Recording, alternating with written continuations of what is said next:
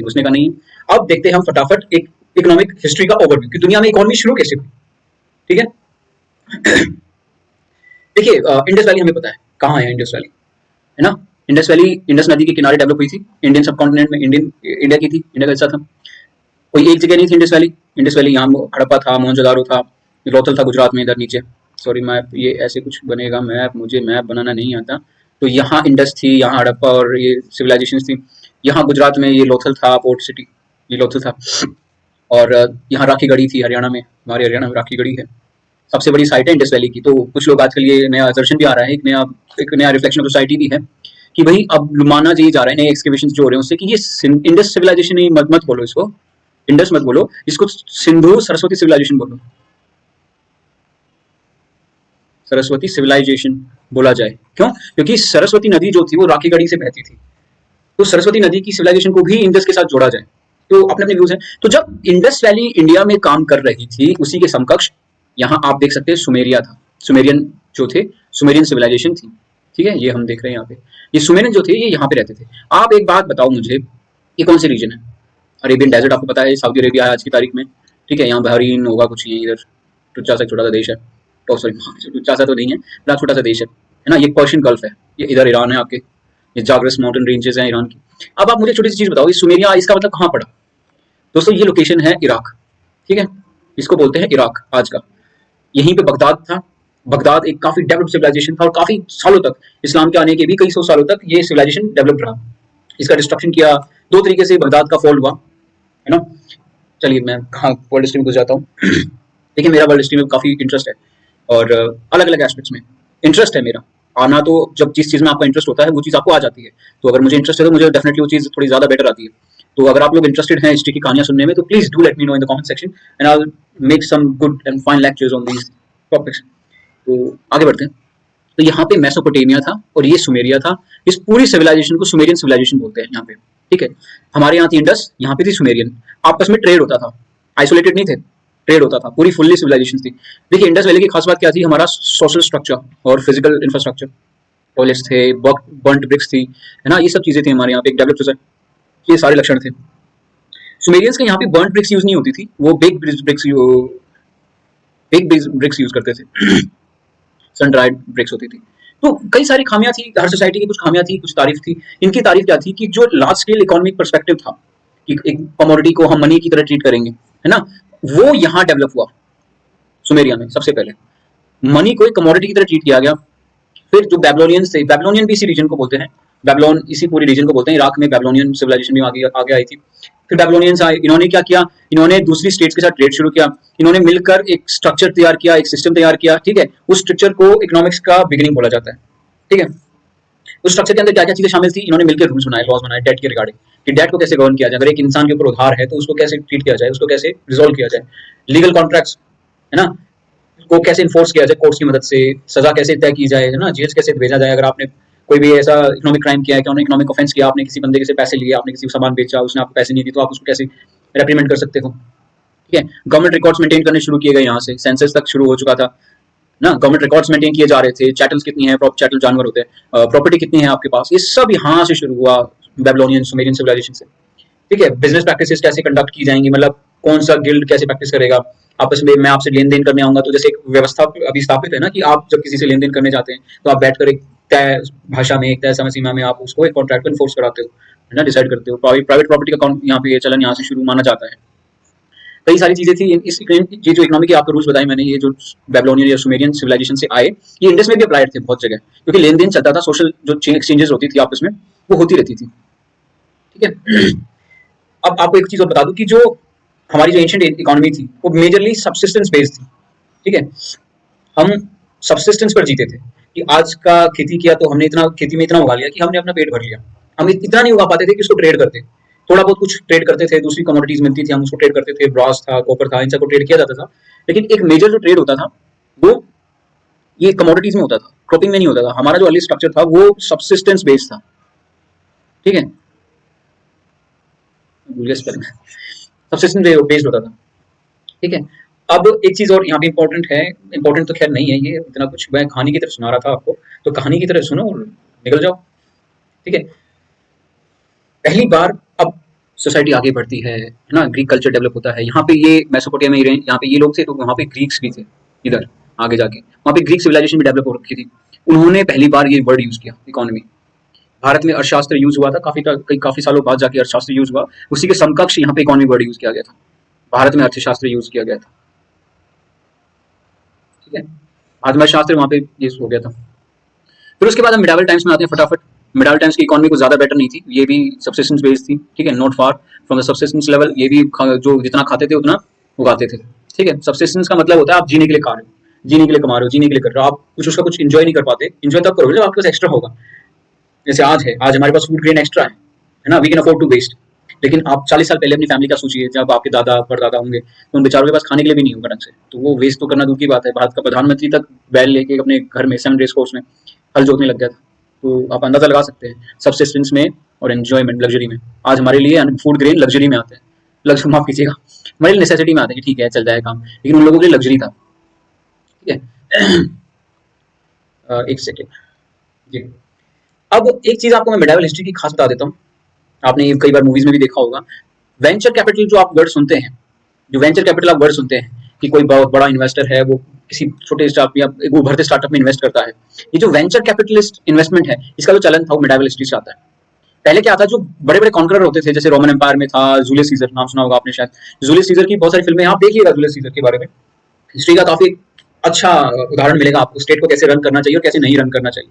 Julius Caesar एक nobleman होता है रोम में, छोटी सी बता देता हूँ आपको कहानी चलते चलते। रोम में एक बहुत नोबलमैन होता है, रोम में एक फौज खड़ी करता है छोटी सी अपनी, और वहाँ पे नोबलमैन के जो वहाँ पे दूसरे अमीर लोग होते थे, बड़े बिजनेसमैन थे रोम के, वो उनसे जाके बोलता है, उनको वादा करता है कि मुझे आप पैसे दीजिए, मैं एक बहुत बड़ी आर्मी लूंगा, उससे लोगों को भर्ती करूंगा, उनको लेके मैं कॉन्क्वेस्ट पे निकलूंगा यूरोप की, मैं पूरे यूरोप पे कब्जा कर लूंगा। ब्रिटेन तक जाता है वो। तो वो ये वादा करके आया उनसे कि अगर आप मुझे आज पैसा देंगे तो मैं फ्यूचर में जो कॉन्टेस्ट करके बूटी लूट के लाऊंगा, बूटी बोलते थे जो लूट के लाते थे आप, कि जब मैं फ्यूचर में बूटी लूट के लाऊंगा, वॉर बूटी बोलते थे इसको, ठीक है, तो मैं आके आपको डबल दे दूंगा। तो लोग पैसे लगाते थे। जूलियस सीजर निकला कॉन्क्वेस्ट पे और इंग्लैंड को तबाह कर दिया उसने, इंग्लैंड को कब्जा कर दिया, है ना, इंग्लैंड को रोमन एम्पायर में शामिल कर लिया, और उसके बाद तो फिर इंग्लैंड एक रोमन एम्पायर का पार्ट बन गया था, ठीक है। तो उसके बाद से ये जो वेंचर कैपिटलिज्म है वो वापस आया, तो उसने लोगों को और दिया, पैसा चुका दिया, तो लोगों के मन में और लालच आया, लोगों ने और बोला उसको कि यार और कहीं कॉन्क्वेस्ट पे निकलो। जूलियस सीजर ने पूरे यूरोप पे ऐसे कब्जा जमा लिया था रोमन एम्पायर ने, सिर्फ ऐसे ही वेंचर कैपिटलिज्म के दम पे। तो वेंचर कैपिटलिज्म उस टाइम भी कॉन्क्वेस्ट में विश्वास रखता था, आज भी कॉन्क्वेस्ट में विश्वास रखता है। सॉफ्ट बैंक कितना बड़ा इन्वेस्टर है, सब में इन्वेस्ट करता है, इंडिया के बहुत बड़े वेंचर कैपिटलिस्ट हैं, वो इन्वेस्ट करते रहते हैं छोटी छोटी फर्म्स में, उनकी ओनरशिप हथिया लेते हैं, हथिया तो नहीं रहते, कंट्रोल करते हैं काफी हद तक। जैसे अगर आप पेटीएम जैसे स्टार्टअप को देखें तो काफी अलीबाबा तक ने इन्वेस्ट किया हुआ है, सॉफ्ट बैंक भी इन्वेस्ट कर रहा है, कई बड़ी बड़ी कंपनीज ने इन्वेस्ट किया हुआ है अलीबाबा पेटीएम में, ठीक है। ये होता है। उसके बाद क्या हुआ कि बहुत सारे ट्रैवलर्स के मन में चुल लगी। चुल क्या थी, ज्यादा प्रॉफिट कमाना है, ज्यादा नाम कमाना है। अब ज्यादा प्रॉफिट कमाना है तो आपको समंदर लांघने पड़ेंगे। पहले क्या था, यूरोप में ही ट्रेड हो रहा था, सब लोग यूरोप में घूम रहे थे, यूरोप में कॉन्क्वेस्ट चल रही थी, तो उनको ये क्यूरियोसिटी थी कि यूरोप से बाहर क्या है, यूरोप के आगे क्या है। तो इस क्यूरियोसिटी के चक्कर में ही मार्को पोलो निकले। पहले मार्को पोलो दुनिया घूमे, जितना थोड़ा बहुत जो कर पाए, अफ्रीका के कॉन्टिनेंट्स में गए, तो ये घूमे जितना घूम सकते थे, स्पेन के थे। उसके बाद निकले क्रिस्टोफर कोलंबस। क्रिस्टोफर कोलंबस ने कोशिश की, स्पेन के थे, इन्होंने स्पेन के राजा से रिक्वेस्ट किया कि भाई हमको पैसे दिया जाए, हम जाएगा, हम दुनिया पे कब्जा बताएगा, दुनिया से कौन कौन सी जगह है आपके एम्पायर में शामिल कराएगा। तो स्पेन की जो रानी थी उन्होंने वो कन्विंस हो गई इनसे और उसके बाद उन्होंने पैसे ग्रांट किए, इनको शिप दिए, लोग इन्होंने लोगों को भर्ती किया और निकल पड़े इंडिया की तलाश में। बाकी कहानी आपको पता है, गलती से अमेरिका पहुंच गए, फिर अमेरिका से उन्होंने कुछ रेड इंडियंस को लिया ताकि वही सबूत दिखा सके कि हाँ भाई देखो मैं तो इंडिया ढूंढ लिया। वो लेके वापस स्पेन जाते हैं, स्पेन में वो हीरो बन जाते हैं, सबसे अमीर आदमी बन जाते हैं स्पेन में, इतना पैसा मिलता है इनको। लेकिन उसके बाद वास्को डी गामा निकलते हैं। वास्को डी गामा को विश्वास होता है कि यार ऐसा नहीं हो सकता, इंडिया मिल गया वो इंडिया का डिस्क्रिप्शन नहीं लगता, तो वास्को डी गामा भारत आते हैं, ठीक है। जमोरिन रूल कर रहे होते हैं उस टाइम पे केरल में, वो केरल में कोची के तट पर आते, कालीकट के तट पर, आई एम कंफ्यूज्ड, भूल गया मैं। तो वो केरल पहुंचते हैं, जमोरिन राज कर रहे होते हैं उस टाइम पे, समुद्रन भी बोलते हैं इनको, बट वो पोर्चुगीज थे, उनको जमोरिन बोलते थे, वैसे इनका नाम समुद्रन था। अरे यार ये तो क्या, सारे स्पेलिंग भूल जाता हूँ आजकल, बड़ा भुलक्कड़ वाली हालत हो रखी है क्या। समुद्रन ये नाम था साहब का, जो केरल के राजा थे उस टाइम पे, ठीक है। अब फिर उसके बाद इन्होंने ट्रेडिंग एंटरप्राइजेस एस्टैब्लिश कर दी। वास्को डी, एक बड़ी बात तो बताता हूँ कि जब वास्को डी गामा वापस गया यूरोप, तो वो काली मिर्च के कुछ बोरियां लेके गया था। ऐसा बताते हैं कि जो एक काली मिर्च की बोरी थी वो सोने के भाव, सोने से महंगे भाव में बिकी थी वहां पे, इतनी कीमत थी उसकी। और उसके बाद वास्को डी गामा ने इतना ट्रैवल किया बैक टू इंडिया, और उसके साथ इतने सारे शिप लाया, वो पहले तो एक ही शिप लेके आया था, उसके बाद वो इतने सारे शिप लाया और सामान ले गया यहाँ से पैक करा के। यूरोप में बड़ी भारी डिमांड थी इंडिया के सामान की, बड़ी भारी डिमांड। इस वजह से जो पोर्चुगीज थे उन्होंने गोवा पे कब्जा किया, ठीक है। ये रीजन था इनका गोवा की तरफ और उस वेस्टर्न घाट की तरफ पूरा कब्जा करने का। ये बेसिकली चाहते थे कि इंडिया से ट्रेडिंग इनके साथ हो। ब्रिटिश ये देख रहे थे। पोर्चुगीज के बाद डच ने भी सोचा यार ये तो पैसे कमा रहा है पोर्चुगीज, तो हम भी चलते हैं। डच भी आ गए इसी लालच में। डच के बाद अंग्रेजों को लगा यार ये तो हम पीछे रह जाएंगे इस रेस में। अंग्रेज भागे, अंग्रेजों की नेवी तो वैसे सबसे अच्छी थी, तो वो भागे वहां से फटाफट, भाग के फटाफट वो लग गए इंडिया के अंदर, है ना। और उसके बाद तो इतिहास आपके सामने खुला पड़ा है, क्या किया अंग्रेजों ने, कैसे पहले इन्होंने डच लोगों को ठिकाने लगाया, हराया उनको। डच को हराने के बाद उनको बोला इंडोनेशिया भागो, तो यहाँ हम कंट्रोल कर लेगा। उन्होंने क्या किया, फिर फ्रेंच को ठिकाने लगाया, पोर्चुगीज को ठिकाने लगाई दिया। पोर्चुगीज कुछ बोलते नहीं थे, एक दो लड़ाइयाँ की थी बट वो हरा दी। फिर उसके बाद शुरू होती है मॉडर्न टाइम्स में। इसमें क्या हुआ, यूरोपियन जो थे उन्होंने कैप्चर कर ली थी एरियाज और अपनी कॉलोनीज बना ली थी, है ना। उनको कॉलोनीज बोला गया। कॉलोनीज में ट्रेड कराते थे। कॉलोनीज में क्या करते थे, इंडिया से लोगों को पकड़ते थे और अपनी कॉलोनीज में ले जाकर उनसे खेती कराते थे, क्योंकि इंडियंस जो थे वो एक्सपर्ट थे खेती में। हमारे जो लेबर क्लास थी वो एक्सपर्ट हो रखी थी खेती में, तो उनसे ये खेतियां करवाते हैं। जैसे गिरमिटिया लेबर थी हमारी, जो इंडेंचर्ड लेबर बोलते हैं, गिरमिटिया मजदूर बोलते हैं उनको, बिहार से थे बेचारे वो गिरमिटिया।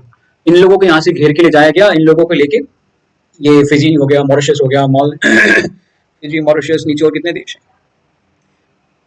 यहाँ गए। उसके बाद वेस्ट इंडीज तक लेके जाया गया। वहां से उनकी ईखों की खेती कराते थे, गन्ने की खेती कराते थे, ठीक है। इसको मर्केंटलिज्म बोलते थे। ये क्या करते थे, वहां से यहाँ से इंडिया से सामान ले गए, अमेरिका में जाके यूरोप में जाके बेच दिया, उसको मर्केंटलिज्म बोलते हैं। फिर क्या हुआ कि धीरे धीरे यूरोप के अंदर सेकुलराइजेशन होगा यूरोपियन सोसाइटी का। सेकुलराइजेशन का मतलब क्या था कि पहले चर्च की जो इंटरफेरेंस थी, जो यूरोपियन सोसाइटी थी, उसमें बहुत ज्यादा थी। लेकिन फ्रेंच रेवोल्यूशन के बाद और अमेरिका में जो रेवोल्यूशन हुई उसके बाद से जो चर्च का जो इंटरफेरेंस था अमेरिकन सोसाइटी पे और यूरोपियन सोसाइटी पे, वो ढीला पड़ने लगा। तो इन्होंने जब सेकुलराइजेशन की जो पॉलिसी थी ब्रिटिश ने भी अडॉप्ट कर ली थी। तो इन्होंने क्या किया, चर्च के पास क्या पहले कई 100 एकड़ की जमीन होती थी चर्च के पास। इन्होंने चर्च से जमीनें खींच ली। जब चर्च से इन्होंने जमीनें खींची तो उन जमीनों के ऊपर उन्होंने टाउन बसाने शुरू किए, ठीक है। चर्च की प्रॉपर्टी पर इन्होंने टाउन बसाने शुरू किए, डेवलपमेंट ऑफ न्यू टाउन्स। उससे क्या हुआ, टाउन बसाने से कि एक एक्स्ट्रा स्पेस मिल गया इनको सांस लेने के लिए, और प्रोग्रेस आगे बढ़ी उसके ऊपर। फिर आगे जाके अपना मैं एक नाम दिखाता हूँ आपको, बैंकर्स, ठीक है। कौन था बैंकर, रॉथस्चाइल्ड। ये जिस फैमिली से हैं रॉथस्चाइल्ड, इन्होंने शुरू की थी इस फैमिली को, साइलेंट होते हैं, अमहेल मायर रॉथस्चाइल्ड। अमहेल मायर रॉथस्चाइल्ड, ये जो फैमिली है ये आज भी इसको मानते हैं कि ये दुनिया में सब कुछ कंट्रोल कर रही है। अगर आप कॉन्स्पिरेसी थ्योरीज पर जाएं तो ये सब कुछ यही कंट्रोल करते हैं। बिल गेट्स तो सिर्फ दिखावा है, बाकी तो पता है आपको कॉन्स्पिरेसी थ्योरीज का बैकग्राउंड क्या होता है। ये सिर्फ कॉन्स्पिरेसीज ही होती हैं, इनके बारे में पता नहीं रियलिटी क्या है। अगर रियलिटी पता चल जाए तो फिर कॉन्स्पिरेसी नहीं रहेगी, वो ना सीक्रेट नहीं रहेगा ना। तो पता नहीं सीक्रेट सोसाइटीज हैं कि नहीं है, ठीक। तो इन्होंने क्या किया, वॉर होती थी उस टाइम पे यूरोप में, इंटर वॉर होती थी यूरोप में, लड़ता रहता था पूरे टाइम यूरोप। तो इन्होंने, इन भाई साहब ने क्या किया, इन्होंने कहा कि भाई मैं तुम्हारा इंफ्रास्ट्रक्चर डेवलप कर दूंगा। शहर टूटते थे, कोलैप्स हो जाते थे, टूट जाते थे, मरम्मत करने के लिए फिर इन साहब को बुलाया जाता था कि भाई इन साहब को बोलो यार हमारा शहर बना दो, ठीक है। पैसे लाते थे, बैंकर थे बहुत बड़े, जू थे, ठीक है, ये जूस थे।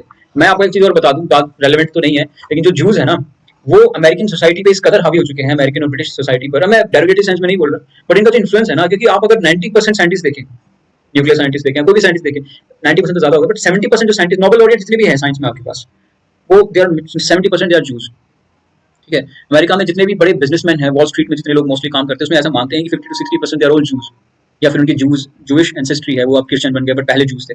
तो ये बहुत डेवलप्ड कम्युनिटी है। इंडिया में जैसे जैनीज है ना, जैन कम्युनिटी है, ऐसे ही जूस हैं दुनिया के लिए।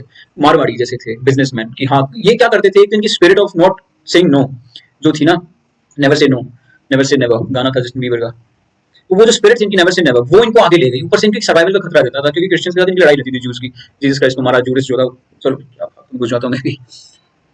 तो जूस के ऊपर जो एग्रेशन था क्रिश्चियंस का, उसको इन्होंने काउंटर करने के लिए इन्होंने सोचा कि ताकत ले जानी चाहिए। आप कमजोर हैं तो आपको कोई भी आके दबा देगा, लेकिन अगर आप ताकत अर्जित कर लेंगे तो आपको कोई नहीं हरा पाएगा। आईएएस भी आप इसीलिए बन रहे हैं ना, ताकत चाहिए। समाज कल्याण बहुत बाद में आता है दोस्त, प्रैक्टिकल लाइफ यही है कि आपको चाहिए ताकत हाथ में, आपको चाहिए पहुंच। आप चाहते हो हर्षद मेहता की तरह एंट्री लेना, ठीक है। होता यही है, ठीक है। अब आगे है मिडिल एजेस। मिडिल एजेस में जो वर्ल्ड इकोनॉमी थी वो धीरे धीरे एक्सपैंड कर रही थी, पॉपुलेशन बढ़ रही थी, है ना, पॉपुलेशन बढ़ रही थी, सॉरी, पॉपुलेशन बढ़ रही थी, ट्रेड बढ़ रहा था, सिल्क रोड डेवलप हो गया। सिल्क रोड में क्या हुआ, चाइना से सेंट्रल एशिया होते हुए यूरोप तक सामान जाता था, ठीक है। अब इसमें क्या हुआ कि यूरोप जो था, यूरोप में देखिए एक चीज याद रखिएगा, हम अक्सर क्या करते हैं, मैं आपको दिखाता हूँ, मैं ये देखिए, इसमें क्या हुआ, आप इंडिया की इकोनॉमी देखिए, यहाँ तक आप अगर इंडिया की इकोनॉमी देखिए, दुनिया में मेजोरिटी इंडिया का हिस्सा है, मतलब यहाँ तक आप इंडिया का हिस्सा देखिए, ये कितना बड़ा शेयर है इंडिया के पास, कितना बड़ा चंक है 1600 तक, है ना।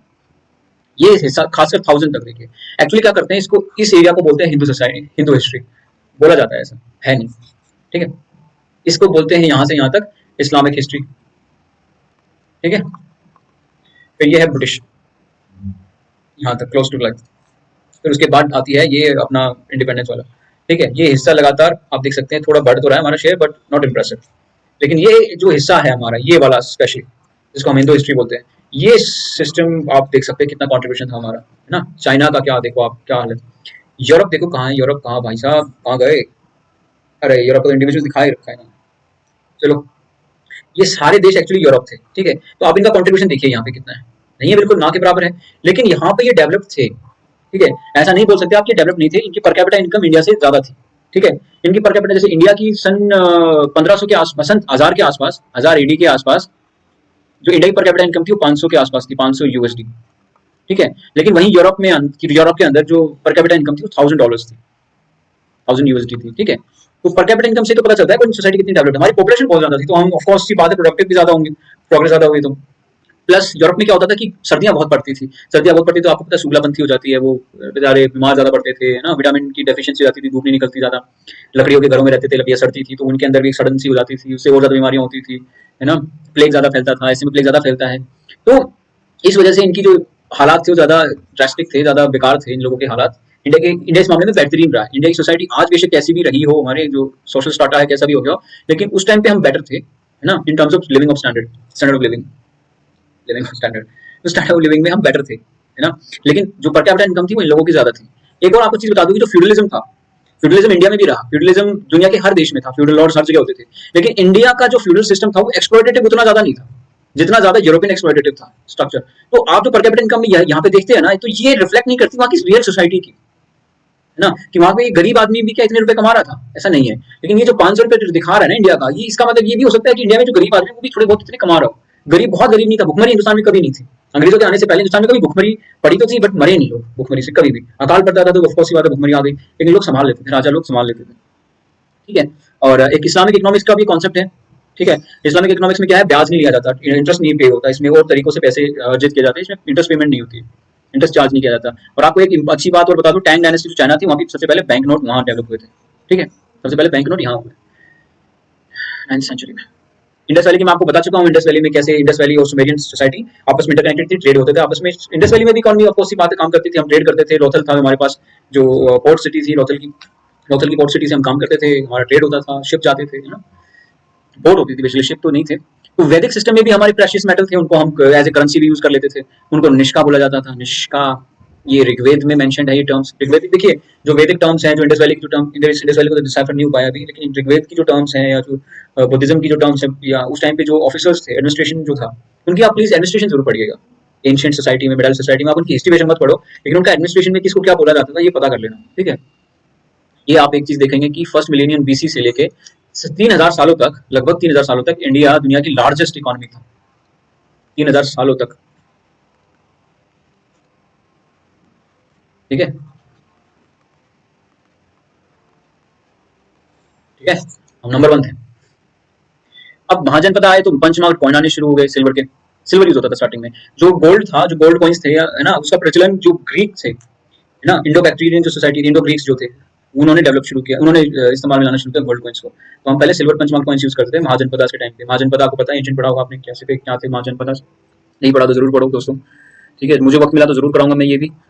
तो जो मौर्यन एम्पायर था, ठीक है, इसने ज्यादातर सबको अपने अपने आगोश में ले लिया था, बजाय तमिलकम। तमिलकम मतलब तमिल सोसाइटी, ठीक है, जहाँ पे 3 किंग थे। अब जैसे ये सोसाइटी है, ये इंडियन, माफ करना है कैसे पता मैं बने। अब जो यहाँ तक था, यहाँ पे पूरा, सॉरी, ये पूरा कब्जा था हमारा, ठीक है, ये पूरा मौर्यन एम्पायर था, ये पूरा मौर्यन सोसाइटी हो गई थी। लेकिन यहाँ जो था ये 3 हिस्सों में बटा हुआ था इंडिया, साउथ इंडिया। यहाँ चोला राज करते थे, यहाँ पांड्या थे, यहाँ चेरा थे, ये चेरा थे, ये पांड्या थे, हार्दिक वाला पांड्या, और ये चोला थे, चोला मंगलम वाले चोला, श्योला, ठीक है। अब मौर्यन सोसाइटी जो थी वहां पे, मौर्यन सोसाइटी जैसे डिसइंटीग्रेट हुई तो मौर्यंस के बाद जो दूसरे राजा आए, है ना, गुप्ता एम्पायर आया, वेस्ट गंगाज आए, हर्षा आया, हर्षा के बाद पालाज आए, राष्ट्रकूताज आए, योशाला आए, राष्ट्रकूता गुर्जर प्रतिहारा और पाला डायनेस्टी के, इन तीनों का एक ट्रिपार्टाइट स्ट्रगल भी रहता है, आप वो भी पढ़ेंगे, ठीक है। ये चीजें थी। अब India experienced per capita GDP growth in high medieval era after 1000 CE, common era. During the Sultanate Delhi सल्तनत, ठीक है। दिल्ली सल्तनत दिल्ली में नॉर्थ में राज करती थी, विजयनगर एम्पायर साउथ में था उस वक्त पे, और इंडिया की इकोनॉमी पार थी, ठीक है। लेकिन इस दौरान एक चीज यहाँ पे ये है कि चाइना का जो कंट्रीब्यूशन था वो बढ़ता गया लगातार, इंडिया का कंट्रीब्यूशन घटा जा रहा था और ये बढ़ता जा रहा था, इसीलिए कि जो चाइना में था ना इन्वेजन बहुत कम होते थे, हमारे यहाँ तो सल्तनत आ गई, तो एक सोशल स्ट्रगल शुरू हो गया ना अंदर अंदर सोसाइटी के। एक ऐसे रिलीजन से आपका पाला पड़ा है जिसके बारे में आपको ज्यादा कुछ पता नहीं है, उनकी आइडियोलॉजी कैसी थी उनको पता है, आज तो हमें पता है कि वो हमारी सोसाइटी का हिस्सा है, हमारे यार दोस्त हैं, भाई बंधु हैं, और मेजोरिटी तो हमारे जैसे ही, हम में से ही है। तो लेकिन उस वक्त जब वो सोसाइटी हिंदुस्तान में एसिमिलेट हो रही थी, हमें कुछ ज्यादा पता नहीं था, तो वो क्या सिस्टम ला रहे हैं, क्या स्ट्रक्चर ला रहे हैं, वो हमसे ट्रीट कर रहे हैं ढंग से, वो सब पता नहीं रहता था हमें, ठीक है। अब मैं आपको एक और चीज बताना चाहता हूँ यहाँ पे कि during the medieval times India was the world leader in manufacturing. अब मैं आपको एक चीज इंपॉर्टेंट बता रहा हूँ यहाँ पे, कृषि प्रधान देश आपको बोला जाता है हमेशा, नहीं है, ठीक है। आप ये देखिए, मैन्युफैक्चरिंग थी हमारी, producing 25% of world industrial output, दुनिया का 25% इंडस्ट्रियल आउटपुट भारत देता था, ठीक है। 18वीं सेंचुरी तक 25% शेयर इंडिया दे रहा है, ठीक है। ब्रिटिश रूल से पहले इंडिया का जो कंट्रीब्यूशन था मैन्युफैक्चरिंग में, इंडस्ट्रियल आउटपुट में, वो इंडिया का ब्रिटिश रूल आने से पहले 25% था दुनिया को, और बंगाल सूबा लीड करता था, ठीक है। Punjab was not the wealthiest, Bengal सूबा वाज द वेल्थिएस्ट, ठीक है। 40% अकेला डच के इंपोर्ट्स को कोइंसाइड करता था, मतलब जो डच इंपोर्ट करते थे इंडिया से उसका 40% वो बंगाल से लेके जाते थे, ठीक है, ठीक है। उसके बाद हम एग्रीकल्चर तो खैर थी हमारी अच्छी मजबूत थी, टेक्सटाइल भी अच्छा था, मैन्युफैक्चरिंग अच्छा था, शिप बिल्डिंग भी थी हमारी, शिप बिल्डिंग थी। आप लोगों में से ज्यादातर को तो पता भी नहीं होगा कि चोला, माफ कीजिएगा, आपको खैर पता ही होगा, लेकिन आपको एक चीज बताता हूँ, हम नॉर्मली क्या करते हैं, आपको क्यों बोला जाता है कि आप तमिल जो संगम एज है उसके बारे में पढ़ने के लिए तमिल बोर्ड की बुक रेफर करो, क्यों नहीं बोला जाता, क्यों बोला जाता है? क्योंकि जो हमारी किताबें हैं, जो इंडिया की, नॉर्थ इंडिया की जो एनसीईआरटीज हैं, जो नॉर्थ इंडिया की जो एनसीईआरटीज हैं, वो बायस्ड हैं, उन्होंने साउथ को अच्छे से कवर नहीं किया, ना तो हमें विजयनगर एम्पायर के बारे में ढंग से बताया गया, ना हमें चोला के बारे में बताया गया। बे ऑफ बंगाल को चोला की झील बोलते थे, that was the impact of Cholas, बिना शिप हुए कर लोगे ऐसा? हमारे गुजराती ट्रेडर्स अफ्रीका तक ट्रेड करके आते थे, वास्को डी गामा को, हमारा एक trader, Gujarati trader Vasco D gamma को साउथ अफ्रीका से यहाँ लाया था, गुजरात, उन्होंने उसने रास्ता दिखाया हिंदुस्तान का, यहाँ भाई ये रहा, चलो इधर, ठीक है। तो हमारे पास शिप बिल्डिंग थी, लेकिन हमें बताया ही नहीं गया हमारी सोसाइटी के बारे में कि हमारी सोसाइटी कितनी एडवांस थी, हमें तो कह दिया आखिर में। आज भी हम, ये कृषि आंदोलन चल रहा है, सब आज भी यही बात ढिंढोरा पीटा जाता है कि भारत एक कृषि प्रधान देश रहा है, भारत कृषि प्रधान देश है, इसमें कोई दुराई नहीं है, लेकिन भारत हमेशा से नहीं था, नहीं था, हमेशा से कृषि प्रधान देश हम नहीं थे, हमें कृषि प्रधान देश बनाया गया, अंग्रेजों द्वारा हमें बनाया गया, ठीक है।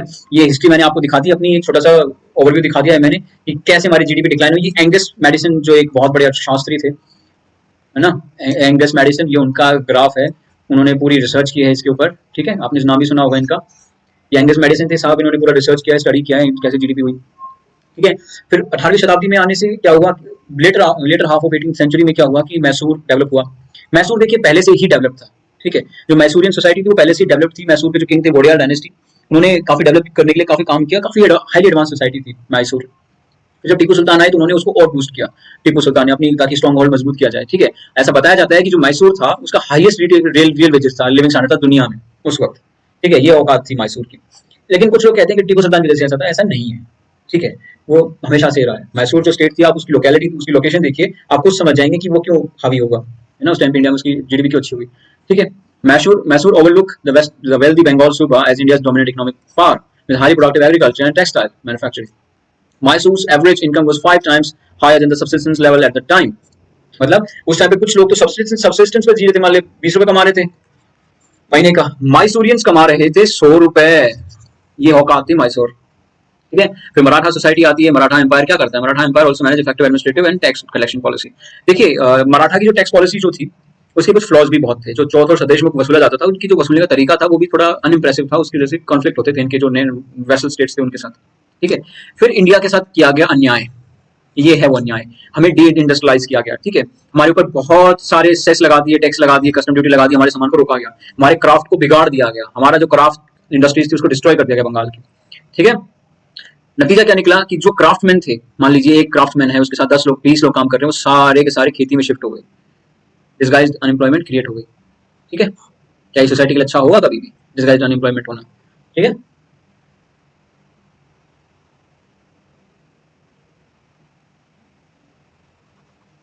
ठीक है, अब आगे बढ़ते हैं यार फटाफट, इतना ज्यादा हो गया बहुत, है ना, इतना डिटेल में थोड़ी जाना होता है, मैं क्या थोड़ा इमोशनल हो जाता हूँ पढ़ाते बोलते बोलते, मेरी क्या थोड़ी आदत है, बातों नहीं हूँ मैं, ठीक है। अब आपको बताता हूँ जो मॉडर्न इकोनॉमी जिसको हम बोलते हैं उसकी शुरुआत कैसे हुई। जो फर्स्ट इकोनॉमिस्ट बोला जाता है मॉडर्न इकोनॉमी जिसको हम बोलते हैं वो एडम स्मिथ थे, स्कॉट्समैन थे, वो एक एडम स्मिथ को बोला जाता है। ठीक है, इनकी एक थियरी थी फिजियोक्रेसी। ये कहते थे कि भाई जो ट्रेड्समैन है उनको पूरी परमिशन दे दो, गिल्ड मत बनाओ। पहले आपको पता है गिल्ड, हिंदुस्तान में भी गिल्ड होते थे अलग अलग इंडस्ट्रीज के, है ना, खेती वालों का गिल्ड अपना अलग होता था। आपको ये भी पता होगा कि जो गिल्ड थे वो बाद में कास्ट में कन्वर्ट हो गए। ठीक है, जो गिल्ड थे वो कास्ट में कन्वर्ट हो गए, कास्ट पहले से नहीं थी, पहले गिल्ड बनाए गए, एक ही प्रोफेशन फॉलो करते थे उनका एक गिल्ड एक होता था, उसके बाद गिल्ड कास्ट में कन्वर्ट हो गया। ठीक है, ये हुआ। तो जो एडम स्मिथ था वो कहता था कि गिल्ड को अबॉलिश कर दो। ठीक है, इन्होंने कहा ये जो मर्केंटलिज्म होता है कि तुम एक जगह से दूसरी जगह डिस्क्रिमिनेट करते हो, ये गलत है। आप एक काम करो, आप सबको खुली छूट दे दो, सबको। इन्होंने कहा सभी इंडस्ट्रीज को खुली छूट दे दो। वेल्थ ऑफ द नेशन इनकी ये बुक पब्लिश हुई थी, इसमें इन्होंने फ्री मार्केट की बात की। Late the man be free, laces fair. ये नाम याद रख लेना, ये टर्म याद रख लेना, ये लैटिन फ्रेज है, लेसेज फेयर। इसका मकसद होता है, इसका मकसद क्या कहने का, let the man be free, let the man do whatever the heck he want to do. ठीक है, कुछ भी करने दो उसको। अगर तंबाकू बना के बेचना चाहता है तंबाकू बना के बेचने दो, अगर ड्रग्स में कुछ भी कोकेन बना के देना चाहता है बना के देने दो उसे। ठीक है, वो अपने खाने में मिलावट करके देना चाहता है देने दो उसको। एफएसएसआई के रेगुलेशन में क्यों डाल रहे हो, है ना। रामदेव जी अगर हनी मिला के चीनी मिला के देना चाहते हैं तो देने दो उनको, ये उनकी खुद का है। अगर लोगों को अच्छा नहीं लगेगा उनका चीनी वाला हनी तो वो नहीं खरीदेंगे। एडम स्मिथ कहते थे everything is being closely observed by the market. Market वैसे ही रिस्पॉन्ड करता है जैसे मार्केट को जरूरत हो। अगर मार्केट को हनी चाहिए, उनको टेस्ट चाहिए, तो वो चीनी वाला भी खा लेंगे। लेकिन अगर उनको हेल्थ ओरिएंटेशन की अच्छी हो गई, हेल्थ कॉन्शियस हो गए, तो वो चीनी वाला हनी नहीं खाएंगे अपने आप ही, मार्केट डाउन चला जाएगा, रामदेव जी को वापस लेना पड़ेगा अपना। ठीक है, तो ये सब डेवलप होता है। अब यूरोप में धीरे धीरे इंपीरियलिज्म से सिचुएशन जो थी इंडस्ट्रियल रेवोल्यूशन की तरफ बढ़ी। इंडस्ट्रियल रेवोल्यूशन आ गई 18th-19th सेंचुरी में। इंडस्ट्रियल रेवोल्यूशन काफी हावी हो गई थी। Agriculture, mining, mining, manufacturing, transport, इन सबको बहुत बूस्ट मिला। ठीक है, इससे जो सोशियो इकोनॉमिक सिचुएशन थी वो और कल्चरल कंडीशन जो थी यूनाइटेड किंगडम में बदली, बहुत तेजी से बदली। तो आपको एग्जांपल देता हूँ, छोटे छोटे बच्चों को लेबर में डाला जाता था, छोटे छोटे बच्चों को, क्योंकि सस्ती लेबर थी, कुछ भी करा सकते थे आप उनसे, कितने घंटे काम करा लेते हैं उनसे। तो वो सिचुएशन को ऐसे असेस किया गया और उस तरीके से उनको मिसयूज किया गया इंडस्ट्रियल रेवोल्यूशन के दौरान। इंडस्ट्रियल रेवोल्यूशन ही वो घड़ी थी जब, जिसको स्टडी करके जो कार्ल मार्क्स थे उन्होंने कहा कि ये जो कैपिटलिज्म है खा रहा है दुनिया को, ये चढ़ जाएगा दुनिया को, जंग लगा देगा। ठीक है, अब इनके रिस्पॉन्स में क्या हुआ कि इन यूरोप वाइल्ड कैपिटलिज्म है ना started replacing the system of mercantilism, protectionism. अब आपने देखा ऊपर प्रोटेक्शनिज्म के खिलाफ थे एडम स्मिथ। एडम स्मिथ को तो भगवान मान लिया गया उस टाइम। यार क्या थियरी दी एडम स्मिथ ने। तो इनकी जो वाइल्ड कैपिटलिज्म की जो थियरी थी कि किसी को कुछ भी करने दो, छूट दो, कोई कुछ नहीं रोकेगा उनको, जो करना है करने, तो प्रॉफिट होना चाहिए। उनकी इस थियरी ने प्रोटेक्शनिज्म को जड़ से डिलीट कर दिया। उन्होंने कहा कि प्रोटेक्शनिज्म थियरी हटाओ, कस्टम ड्यूटी वगैरह हटाओ, मार्केट को खोल दो, जो चाह के जो भी चीज बेचना चाहता है वो बेचने दो। ये जो फ्री ट्रेड एग्रीमेंट का हम एग्जांपल देखते हैं, ये कुछ कुछ स्मिथोनियन इकोनॉमिक्स है, स्मिथोनियन इकोनॉमिक्स बोलते हैं इनको, जो स्मिथ ने दी थी। तो इनका मकसद क्या था, सब खोल दो, तो आप जो करना चाहते हो वो करो। आपको मिलावट करनी है मिलावट करके दो, आपको अच्छा प्योर खाना देना है प्योर खाना दे। उनका मानना ये था कि फ्री मार्केट अपने आप डिसाइड कर लेगी किसको क्या चाहिए। मान लीजिए आपने रामदेव जी का एग्जाम्पल ले लेते हैं, हनी का एग्जाम्पल लेते हैं, शहद का। आपको पता चला शहद में चीनी है, ठीक है। अब आप नहीं खरीदेंगे ऑटोमेटिकली। अब आप नहीं खरीदेंगे तो जो रामदेव जी हैं वो पतंजलि को बोलेंगे कि भाई अच्छा हनी करो, अच्छी क्वालिटी करो, अपने आप क्वालिटी इंप्रूव हो जाएगी ना। ऐसे डिमांड गिर जाएगी तो डिमांड को बूस्ट करने के लिए क्या करेंगे, वो अपने आप को बताएंगे कि भाई मैं तो देखो मैंने छोड़ दी प्रैक्टिसेस, अब मैं अच्छा हो गया हूँ, मेरा खाना अच्छा हो गया है। ठीक है, तो उससे अपने आप इंप्रूव हो जाएगी। तो मार्केट अपने आप सबक सिखाता है, अपने आप सबक सीखता है। ये स्मिथ का कहना था कि आदमी को खोल दो, एक लेवल के बाद आप ड्रग्स भी खोल दो, होने दो, जिसको जो पीना है, जिसको जो खाना है, जिसको जितनी दारू पीनी है उतनी पीने दो, जिसको जितना स्मैक लेना है लेने दो, जिसको जितना गांजा चाहिए लेने दो, आप रोको मत किसी को। ठीक है, ये स्मिथ कहते थे, एडम स्मिथ का मानना ये था। ठीक है, अब एक छोटी सी बात यहाँ पे ये शुरू होती है कि जो इकोनॉमी है, आपको पता है जो इकोनॉमी वर्ड था ये ग्रीक से आया है, हमने देखा था ग्रीक सोसाइटी से आया, लेकिन ये पॉपुलर नहीं था। इसको कहीं दब्बे में डाल के रखते थे। एडम स्मिथ आया, एडम स्मिथ की वजह से जो वाइल्ड कैपिटलिज्म था वो पॉपुलर हो गया यूरोप के अंदर। लेकिन इकोनॉमी अभी भी दबी हुई थी, अभी भी ज्यादा इंप्रूव नहीं हुई थी, इकोनॉमी ज्यादा ट्रेंड में नहीं आई थी। ट्रेंड में लाया ग्रेट डिप्रेशन। ग्रेट डिप्रेशन ने बताया कि आपकी इकोनॉमी कितनी खोखली है। ठीक है, क्या हुआ क्या था ग्रेट डिप्रेशन के दौरान, क्यों हुआ ग्रेट डिप्रेशन। देखिए, दो वर्ल्ड वॉर खत्म हो गई, दो वर्ल्ड वॉर तो नहीं खत्म हुई थी, खैर वर्ल्ड डिप्रेशन से पहले एक वर्ल्ड वॉर खत्म हुई थी, world war one. World war one के बाद जर्मनी गिर चुका था, क्रम्बल कर चुका था, पूरा डिस्ट्रॉय हो चुका था, बर्बाद हो चुका था जर्मनी। अब जर्मनी बर्बाद है, जर्मनी की जो करेंसी की वैल्यू गिर गई, लोग बक्से भर भर के ब्रेड खरीदने जा रहे हैं। ठीक है, तबाह हो चुकी पूरी जर्मनी इकोनॉमी, करेंसी गिर चुकी है। ऐसे में जो अमेरिकन जो फॉरेन फॉरेन फाइनेंस सेक्रेटरी जो थे स्नूट, जॉर्ज स्नूट, उन्होंने स्मूथ हॉली टैक्सेस पास कर दिए।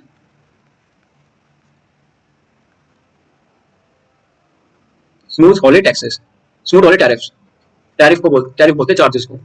ठीक है, स्मूथ हॉले टैरिफ इंपोज करना शुरू कर दिया। स्मूथ हॉले टैरिफ ने क्या किया सोसाइटी को कि स्मूथ हॉले टैरिफ के इंपोज किए जाने से सोसाइटी में ये चेंज आ गया कि एकदम से कॉल ऑफ ड्यूटी आ गई भाई खाना खाने की।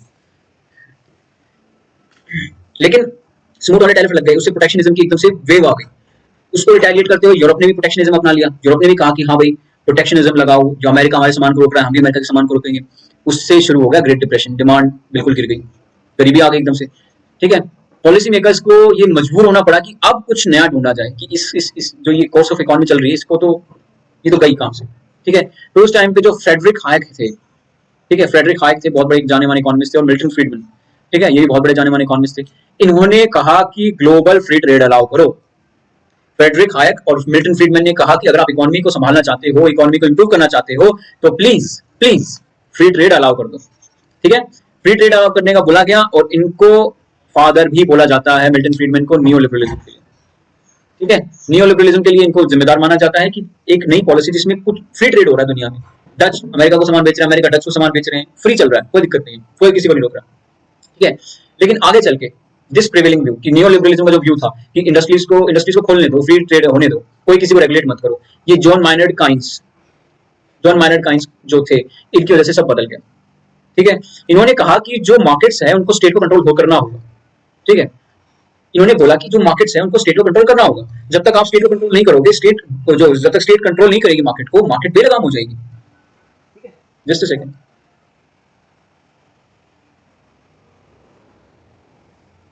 मार्केट बेलगाम हो जाएगी। ठीक है, तो टॉन्सिल्स होते हैं ना गले में, वो जब आप बोलते ज्यादा है, पानी नहीं पीते तो टॉन्सिल्स उसकी वजह से होते हैं। पानी पीते रहो यार बीच में, ज्यादा बोलने से पहले। ठीक है, तो जो थियरी है, the theory that the state can alleviate economic problems and instigate economic growth through state manipulation of aggregate demand is called Keynesianism in his honor.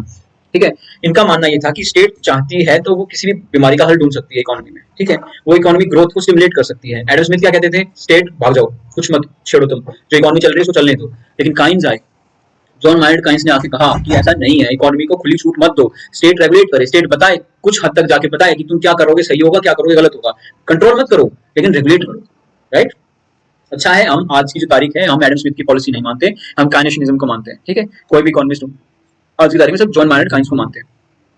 ठीक है, अब 1950 में जो सिस्टम शुरू हुआ 1950s में, 1950s के बाद 1955, 56, 58, 10, 60s, 1970s, इसके दौरान जो इकोनॉमिक ग्रोथ हुई अमेरिका और यूरोप में, देखिए अमेरिका और यूरोप रीबिल्ड कर रहा था। International bank of reconstruction and development जो वर्ल्ड बैंक का हिस्सा है, हम पढ़ेंगे जो वर्ल्ड इंस्टीट्यूशन में, आईबीआरडी को फॉर्म किया गया ब्रेटन वुड्स कॉन्फ्रेंस में, है ना, वर्ल्ड बैंक के एम्बिट में, और उसके थ्रू यूरोप को बिल्ड करने की बात कही कि यूरोप को खड़ा करो वापस से, बिल्डिंग्स दोबारा बनाओ, रोड्स दोबारा बनाओ, हाईवे कंस्ट्रक्शन दोबारा करो, सब कुछ जो टूट गया सब करो। उससे क्या हुआ, अमेरिका जो यूरोपियन सोसाइटी थी उसमें बूस्ट आया, बहुत लोगों को एम्प्लॉयमेंट जनरेट हुई, पैसे मिले लोगों के हाथ में आया, उस रिकवरी को बोलते हैं इकोनॉमिक मिरेकल। ठीक है, इकोनॉमिक मिरेकल बोलते हैं। And it brought new form of economy, mass consumption economy. Steel खर्च हो रहा था, घर बन रहे थे, गाड़ियां आ रही थी, है ना, फोर्ड गाड़ियां बना रहा था, टोयोटा आ गया था गाड़ियां बनाने के लिए, फोर्ड गाड़ियां बनानी शुरू कर दी थी, फोर्ड ने कॉम्पैक्ट व्हीकल्स, फॉक्सवैगन गाड़ियां बना रहा था, मर्सिडीज, ऑडी, दुनिया भर की कंपनियां खड़ी हो रही थी, कंजम्पशन बढ़ाया जा रहा था दुनिया भर में, मूवीज बन रही थी, है ना, यूएस सोसाइटी और यूरोपियन सोसाइटी मूवीज बना रहे थे, इकोनॉमी बढ़ रही थी, भाग रही थी, है ना। और in the most of the economic system is called social market economy, और जो यहाँ पे डेवलप हुआ सिस्टम जॉन माइनर्ड काइंस की वजह से इसको बोला गया social market economy, social market economy. ठीक है, ध्यान रखना ये टर्म इंपॉर्टेंट है, जॉन माइनर्ड काइंस की, जॉन माइनर्ड काइंस की जो ये है थियरी। ठीक है, ये इंसाफ की थियरी थी, इसको याद रखिएगा। अब क्या हुआ, 1990s आते आते यूरोप, आपको पता था कि 90 जो वर्ल्ड वॉर, देखिए वर्ल्ड वॉर 2 खत्म होती है, वर्ल्ड वॉर 2 खत्म हुआ, यूरोप को 2 हिस्सों में बांटा गया, एक हिस्सा कम्युनिस्ट था, जैसे अगर ये यूरोप है तो इसका इतने हिस्से में कम्युनिस्ट थे यूरोप में। ठीक है, पोलैंड सब ये सब कम्युनिस्ट हो चुके थे, ये वेस्टर्न ब्लॉक था। यहाँ पे जर्मनी, हाफ जर्मनी है, यहाँ पे नेदरलैंड्स है, फिर यहाँ पे ब्रिटेन है ना, फिर यहाँ पे आयरलैंड है, ये सारे देश थे, वहाँ पे फ्रांस है, स्पेन है, ये सारे इस आयरन कर्टन के इधर थे, इसको आयरन कर्टन बोला जाता है, ये आयरन कर्टन था, रेड आयरन कर्टन। ठीक है, इसकी वजह से क्या हुआ कि जब 1980s में, इसकी वजह से क्या हुआ, इकोनॉमिक कॉन्फ्लिक्ट चलते रहे। जो वेस्टर्न ब्लॉक था वो दुनिया के देशों को कन्विंस करता कि भाई तुम कम्युनिज्म को छोड़ के कैपिटलिज्म अपना लो, और ये यहाँ जाके कन्विंस करने की कोशिश करते थे कम्युनिज्म कितना अच्छा है, प्लीज आ जाओ इधर, है ना। आयरन कर्टन जब गिरा, जब इसको क्रम्बल किया गया, ये जब गिराया गया, इसको ऐसे गिराया जैसे मैं इसके सामने अभी गिरा रहा हूँ, जब आयरन कर्टन गिरा, आयरन कर्टन गिरते ही क्या हुआ, जो कम्युनिस्ट कंट्री थी ईस्टर्न ब्लॉक की, कम्युनिस्ट कंट्री थी ईस्टर्न ब्लॉक की, वो सारी कंट्रीज खड़ी हो गई। उन्होंने कहा कि हम एक डेमोक्रेटिक गवर्नमेंट चाहते हैं पहले, और दूसरा मार्केट इकोनॉमी चाहते हैं। ठीक है, ईस्टर्न कंट्री जो थी, पोलैंड जो थी, हंगरी जो था, ये सारे देश खड़े हुए। इन्होंने खड़े होकर कहा कि भाई हाथ जोड़े कम्युनिज्म के, माफ करो, डेमोक्रेसी लाओ, प्लीज डेमोक्रेसी ले आओ, मार्केट इकोनॉमीज ले आओ, कुछ रोजगार मिल जाए, रोटी रोजी कुछ खा लें, कुछ जी लें। जहां बर्बाद हो गए साहब, मर गए, बर्बाद हो गए, दब गए। ठीक है, तो ये the idea The idea of post-industrial society is brought into importance as its role is to mark together the significance that the service sector receives instead of industrialization. ठीक है, पोस्ट इंडस्ट्रियलाइज सोसाइटी जो हुई, उसने एक नई significant society create की, तो उसमें सर्विस सेक्टर इंपॉर्टेंट था। इंडस्ट्रियलाइजेशन तो हो चुकी थी, इंडस्ट्रियलाइजेशन के बाद अगला जो पड़ाव होता है वो है सर्विस सेक्टर का। ठीक है, the term is also applied in philosophy to designate the fading and post-modernism in 1990s and especially in the beginning of 21st century. ठीक है, 1990 में देश आजाद हो गए थे कम्युनिज्म के चंगुल से, वो खड़े हुए, उन्होंने कहा भाई हम इंडस्ट्रियलाइज करेंगे, तो वो इंडस्ट्रियलाइज करने लगे। जितनी भी इंडस्ट्रीज थी वो वेस्टर्न, जो ये ईस्टर्न ब्लॉक था उसमें डेवलप होनी शुरू हो गई। जो वेस्टर्न ब्लॉक था वो क्या कर रहा था, देखिए सबसे पहले सोसाइटी होती है एग्रेरियन, वो खेती करते हैं। ठीक है, फिर वो यहाँ से ट्रांजिशन करते हैं इंडस्ट्री की तरफ, सामान बनाना शुरू करते हैं, है ना, इंडस्ट्री लगती है, मैन्युफैक्चरिंग होती है। उसके बाद जब यहाँ से डेवलप हो जाते हैं, फिर वो यहाँ आते हैं, सॉरी यहाँ तो मेरा चेहरा आ गया ना, वो यहाँ आते हैं, माफ कीजिएगा, यहाँ आते हैं। अब यहाँ की सोसाइटी क्या है, ये सोसाइटी है सर्विस सेक्टर वाली। ठीक है, यहाँ से डेवलप हो जाएंगे, क्वार्टनरी सेक्टर में पहुंच जाएंगे वो। ठीक है, ये हम देखेंगे आगे। तो क्या होता है, यहाँ इस स्टेज पे तो इंडिया बैठा था उस टाइम पे, जापान शुरुआत में इसी स्टेज पे था 1850 में। ठीक है, उसके बाद जापान ने मेजी रेस्टोरेशन किया, और उसके बाद वो मेजी रेस्टोरेशन के कारण आगे बढ़ा, तो देखेंगे वो भी हम वर्ल्ड हिस्ट्री में अगर करेंगे तो। ठीक है, तो खेती से वो आगे बढ़ा, ट्रांजिशन लिया उसने, खेती से इंडस्ट्री पे आ गया, इंडस्ट्री में डेवलप किया उसने। ठीक है, और इंडस्ट्री के बाद वो सर्विस सेक्टर में इनरोल हुआ, आज वो सर्विस सेक्टर का बादशाह बना हुआ है। ठीक है, लेकिन इंडिया एक ऐसी इकोनॉमी बना, दुनिया की एक ऐसा एक्सेप्शन बना कि हमारा जो ट्रांजिशन था वो सीधा यहाँ हुआ, हम इंडस्ट्री को खा गए। हम भूल गए कि इंडस्ट्री पे फोकस नहीं करेंगे तो एम्प्लॉयमेंट कहाँ से जनरेट होगा। हमारा सर्विस सेक्टर जीडीपी में कंट्रीब्यूट तो बहुत कर रहा है, बट उसका जो कंट्रीब्यूशन है एम्प्लॉयमेंट में वो बहुत कम है, बहुत कम है। ठीक है, यहाँ कंट्रीब्यूशन बहुत ज्यादा है एम्प्लॉयमेंट में, लेकिन डिस्गाइज्ड अनएम्प्लॉयमेंट से जगा हुआ है, बहुत फंसा हुआ है, पूरा मरा हुआ है। अब यहाँ अब ये बचा, बस ये भाई बचा है, इसके पास स्कोप है कि इसका जीडीपी कंट्रीब्यूशन भी बढ़ाया जा सकता है, इसमें एम्प्लॉयमेंट भी बढ़ाई जा सकती है ना, इससे व्यवस्था भी स्थापित की जा सकती है नई हिंदुस्तान में। ठीक है, तो ये चीजें हमने देख ली कैसे ट्रांजिशन होता है सोसाइटी में। तो यहाँ पे फिर एक सर्विस सेक्टर, मैंने आपको बताया 1990s और 2000 में हमारी दुनिया में सर्विस सेक्टर नाम की चीज खड़ी हो गई थी, लोग घूमना शुरू हुए थे, टूरिज्म डेवलप हो रहा था, बैंकिंग डेवलप हो रही थी, बड़े बड़े बैंक खुल रहे थे, है ना, तो वो उसकी वजह से सर्विस सेक्टर इंप्रूव हो रही थी, है ना, हो रही थी ना। यार मेरी थोड़ी सी क्या आदत है ऐसी, तो प्लीज अगर आपको बुरा लगे तो माफ कर देना यार, मैं थोड़ा ऐसे ही करता हूँ, बोर हो जाता हूँ बोलते बोलते, थोड़ा सा चाहिए ना, और होती रहनी चाहिए बीच बीच में। आदमी को ठंडा नहीं पड़ना चाहिए, ठंडा आदमी को तब पड़ना चाहिए, मेरा मानना यह है आदमी को ठंडा और शांत तब होना चाहिए जब वो मर चुका हो।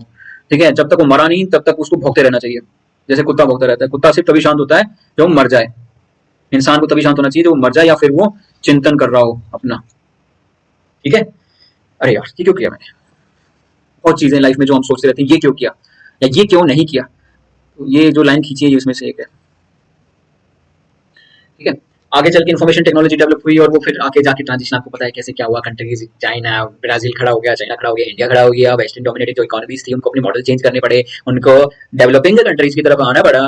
डेवलपिंग कंट्रीज की तरफ क्यों आना पड़ा, क्योंकि जो डेवलपिंग कंट्रीज थी वहां पे जो स्कोप ऑफ ग्रोथ था और जो चीप लेबर थी वो अवेलेबल थी। काहे जी यार, मेरी एक्सेंट को माफ कर देना, मैं बता रहा हूँ आपको, ठीक है, प्लीज माफ कर देना। ठीक है, तो डेवलपिंग कंट्रीज की तरफ क्यों आना पड़ा, डेवलप कंट्रीज की कंपनीज को, इंडस्ट्रीज को, चीप लेबर अवेलेबल थी, रिसोर्सेज अवेलेबल थे, चलो ना। यूएस में, यूरोप में जो लेबर थी वो बहुत महंगी हो चुकी थी, चाइना में भी आज यही हो रहा है, हर सोसाइटी में होता है ऐसा। आज से 50 साल बाद जो हमारी सोसाइटी होगी वहां भी लेबर महंगी होगी, है ना, फिर वो किसी और गरीब सोसाइटी में जाएंगे, अफ्रीका में जाएंगे फिर। ठीक है, तो ये सिचुएशन चलती रहती है। अब हम आ गए हैं अपने कुछ आखिरी पड़ाव पे, पढ़ते पढ़ते पढ़ते पढ़ते अब बस फटाफट मॉडल देखते हैं, थोड़ी सी जीडीपी के बारे में जानेंगे और फिर खत्म है, फिर अगले लेक्चर आएगा। ठीक है, अब देखो मार्केट बेस्ड इकोनॉमी और कैपिटलिस्ट इकोनॉमी में आपको मैंने बताया था, जो एडम स्मिथ था, ये भाई जो था, भाई साहब, इन भाई साहब ने दुनिया की बैंड बजा दी। इन्होंने कहा कि भाई वेल्थ ऑफ द नेशन के अंदर 1776 में जब अमेरिका आजाद हुआ तो इन भाई साहब ने कहा दुनिया को खोल दो, खुली छूट दे दो, भागने दो, जो जहां भाग रहा है उसको भागने दो, जो जहां जो कंपनी खोलना चाहता है खोलने दो, जो इंडस्ट्री लगाना चाहता है लगाने दो, जो जितनी मिलावट करना चाहता है करने दो, सब करने दो, दुनिया को फ्री हो जाओ, फ्री हो जाओ। No regulation, no government, no control, nothing, nothing, no regulation at all. Just free of the society to its core, right? Free of the society. Adam Smith भाई ने जो किया वो अमेरिका ने मान लिया, यूरोप ने मान लिया। ये देखो, once the United States attained independence, the idea of MSNE were made part of the earlier public policy. Just 1 year after the wealth of the nation was published. ठीक है, अमेरिका ने फटाफट एक्सेप्ट कर लिया इस सोसाइटी को, structure को, कि भाई बहुत हो गया, हम अब एडम स्मिथ को मान रहे हैं। ठीक है, एडम स्मिथ की पॉलिसीज को एक्सेप्ट कर लिया गया और यहां से शुरुआत हुई यूरोप के अंदर कैपिटलिज्म की।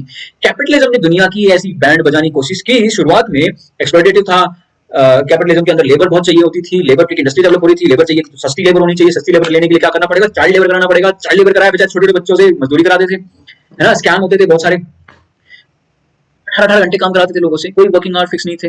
इसलिए कहते हैं कार्ल मार्क्स का दुनिया कैपिटलिस्ट कंट्रीज को कार्ल मार्क्स का धन्यवाद करना चाहिए कि कार्ल मार्क्स ने उन्हें बचा लिया।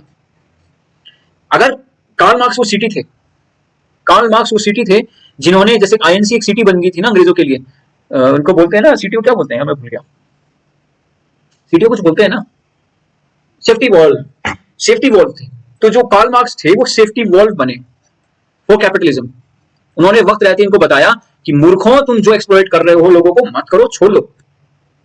अब इन कंट्रीज समझदारियों ने, इन कंट्रीज ने क्या किया, समझदारी से धीरे धीरे इन्होंने अपने लोगों का लिविंग स्टैंडर्ड सुधार दिया। इन्होंने कहा यार बात तो सही कह रहा है ये काल वाला भाई, बात तो सही कह रहा है काल भैया। अब काल भैया अगर कल को कुछ गड़बड़ करा दे, उससे बेटर है अपने आप ही कर लो कुछ इंप्रूव। तो इन्होंने धीरे धीरे रेगुलेशंस लाए, लोगों की इंप्रूव करने की कोशिश की, वर्किंग आवर्स फिक्स किए। स्टार्टिंग में 12 घंटे वर्किंग आवर्स 18 से 12 घंटे किए गए, 12 से फिर घटाए गए, फिर 10 किए गए।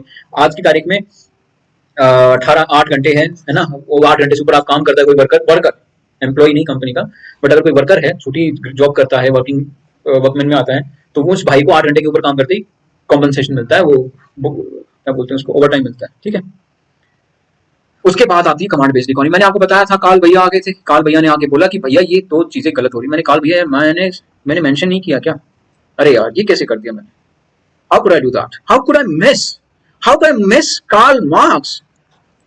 आज दुनिया में बैंड बजाई इन्होंने, इतनी सारी दुनिया को इंप्रूव करने में हेल्प की, दुनिया की बैंड बजाने में हेल्प की, सब नाम के इस भाई को मैंने मेंशन नहीं किया इनको। मैं अब अपनी गलती सुधारता हूँ, माफी चाहता हूँ काल भैया। ठीक है, काल भैया ने क्या किया, दुनिया को आके क्या बोला कि भैया देखो तुम जो एक्सप्लॉइट कर रहे हो अच्छी बात नहीं है, तुमने साला मजदूरों की जिंदगी नरक बना दी है, बंद करो। ये साला कैपिटलिज्म है ही बकलोली, इसको बंद करो, कैपिटलिज्म को हटा दो, स्टेट को बोल दो, स्टेट सब कुछ करेगी। अब से स्टेट डिसाइड करेगी क्या खाना है क्या पीना है, स्टेट बताएगा वो करना है, स्टेट बताएगा वो पहनना है, स्टेट बताएगा वो जीना है, स्टेट बोलेगा उसमें चलना है। आप गाड़ी नहीं रखोगे, गाड़ी रखोगे तो हमारी बनाई हुई गाड़ी रखोगे, अपनी बनाई हुई गाड़ी नहीं रखोगे। आप मर्सिडीज नहीं चलाओगे, आपको जो हम गाड़ी बना के देंगे आप वो गाड़ी चला के घूमोगे। ये कहता था कम्युनिज्म। कम्युनिज्म कहता था कि मैं आपको आपकी जिंदगी चलाने नहीं दूंगा, मैं खुद आपकी जिंदगी चलाऊंगा। देखिए कैपिटलिज्म कहता है कोई भूखा, देखिए प्योर कैपिटलिज्म कहता है कोई भूखा मरे तो मरे, वो उसकी किस्मत, वो उसकी मेहनत है। मैं ऊपर आया हूं, मेरे पास आज खरबों रुपए हैं, मेरे बगल में एक आदमी खड़ा है, इसके पास कुछ भी नहीं है ना, तो वो कमा लेगा, मुझे देख, मेरे को देख के कमा। ठीक है, मैं उसकी थोड़ी हेल्प कर सकता हूँ, लोन दे सकता हूँ, मैं लोन दूंगा, भीख नहीं दूंगा। कैपिटलिज्म ये कहता है कि मैं लोन दूंगा, भीख नहीं दूंगा। कम्युनिज्म क्या कहता है, कम्युनिज्म कहता है यार भीख नहीं होती, उसको दो, उसकी मदद करो। तो कम्युनिज्म क्या कहता है, यार उसको भी थोड़े 500 रुपए दे दे बस।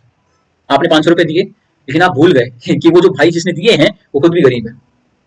कम्युनिज्म ये इंश्योर करता है कि दुनिया में कोई आदमी भूखा ना रहे। अगर आप चाहते हो कि पूरी दुनिया से भूखमरी मिट जाए तो किसी कम्युनिस्ट को सत्ता में बिठा दो। मैं कह रहा हूं, अगर आप चाहते हो कि आपके देश में से भूखमरी मिट जाए, सब तक अनाज पहुंचे, सब तक खाना पहुंचे, तो किसी कम्युनिस्ट को अपने देश का प्रधानमंत्री बना देना। लेकिन आपको एक चीज बताऊं, कम्युनिज्म सिर्फ खाना ही दे सकता है, पेट भर के। इसके आगे कम्युनिज्म की जो लिमिट है वो बंद हो जाती है, फिक्स हो जाती है, क्योंकि वो खाना इंश्योर कर सकता है आपके पेट तक, बस, इसके अलावा कुछ नहीं। आपकी एस्पिरेशन से गाड़ी लेना है, मर्सिडीज चलानी है, BMW चलानी है, भूल जाओ। आपके एस्पिरेशंस हैं कि आपको प्लेन उड़ाना है, आपके एस्पिरेशंस हैं कि आपको स्टाइलिश लोगों की तरह रहना है, भूल जाओ, ऐसा नहीं हो सकता। आप किसी कम्युनिस्ट कंट्री में जाना नहीं चाहते, आप क्यों जाना चाहते हो ऑस्ट्रेलिया, आप क्यों जाना चाहते हो कनाडा, आप क्यों जाना चाहते हो नीदरलैंड्स, आप क्यों जाना चाहते हो जर्मनी, क्योंकि वो कैपिटलिस्ट कंट्रीज हैं, सोशल कैपिटलिस्ट कंट्रीज हैं। बेसिकली वो सोशल कैपिटलिस्ट कंट्रीज हैं, वो अलाउ करती हैं आप जो करना चाहते हो करो, आपको आजादी है। कम्युनिज्म ये नहीं कहता, कम्युनिज्म का प्रिंसिपल बेसिकली कहता है you can not own anything, there is no concept of private property. अगर आपके पास प्राइवेट प्रॉपर्टी हम छीन लेंगे, आपके पास नहीं छोड़ेंगे, कुछ नहीं छोड़ेंगे। आपका बच्चा आपका नहीं है, वो भी पार्टी का है, वो भी देश की धरोहर है, आपका बच्चा आपका नहीं है। Nothing is yours except your own breath, except your own breath, nothing is yours. This was the what communism said. फिर आया, मैंने बोला आपको, जॉन मैनर्ड काइंस। आपने पता किया, अभी देखा थोड़ी देर पहले कि कैसे साला कैपिटलिज्म ने बैंड बजाया, फिर कैपिटलिज्म ने बैंड बजाया तो उस बैंड से थक के कम्युनिज्म का राइज होता है, फिर कम्युनिज्म से भी थक गए लोग, कम्युनिज्म से थक के उन्होंने हाथ जोड़े, भाई हाथ जोड़े, अब बताओ क्या करना है, बीच का रास्ता निकालो। ग्रेट डिप्रेशन आ चुका था, एडम स्मिथ की पॉलिसीज को सेटबैक मिल चुका था, एडम स्मिथ की पॉलिसीज से दुनिया हार मान गई थी कि भाई ये क्या कर दिया तूने। एडम स्मिथ को बोला दुनिया ने कि यार क्या करके बैठ गया, ये क्या भट्ठा बैठा दिया दुनिया का।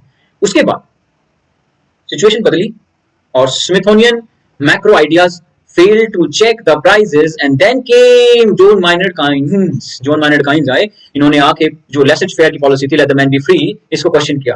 एंड जो इनविजिबल हैंड था, मार्केट फोर्स भी है इनविजिबल हैंड, इसको कहा कि भाई इसको इनविजिबल हैंड को इनविजिबल ही कर दो, गायब कर दो, इसको दिखाओ मत।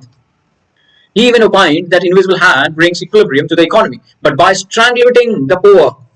उसने कहा इक्विलिब्रियम मतलब बैलेंस, वो कहता है कि इनविजिबल हैंड जो है वो बैलेंस तो बना रहा है सोसाइटी में, लेकिन गरीब का गला दबा के, गरीब का गला घोट के गरीब को मार दिया तो बैलेंस ही बन जाएगा आपका।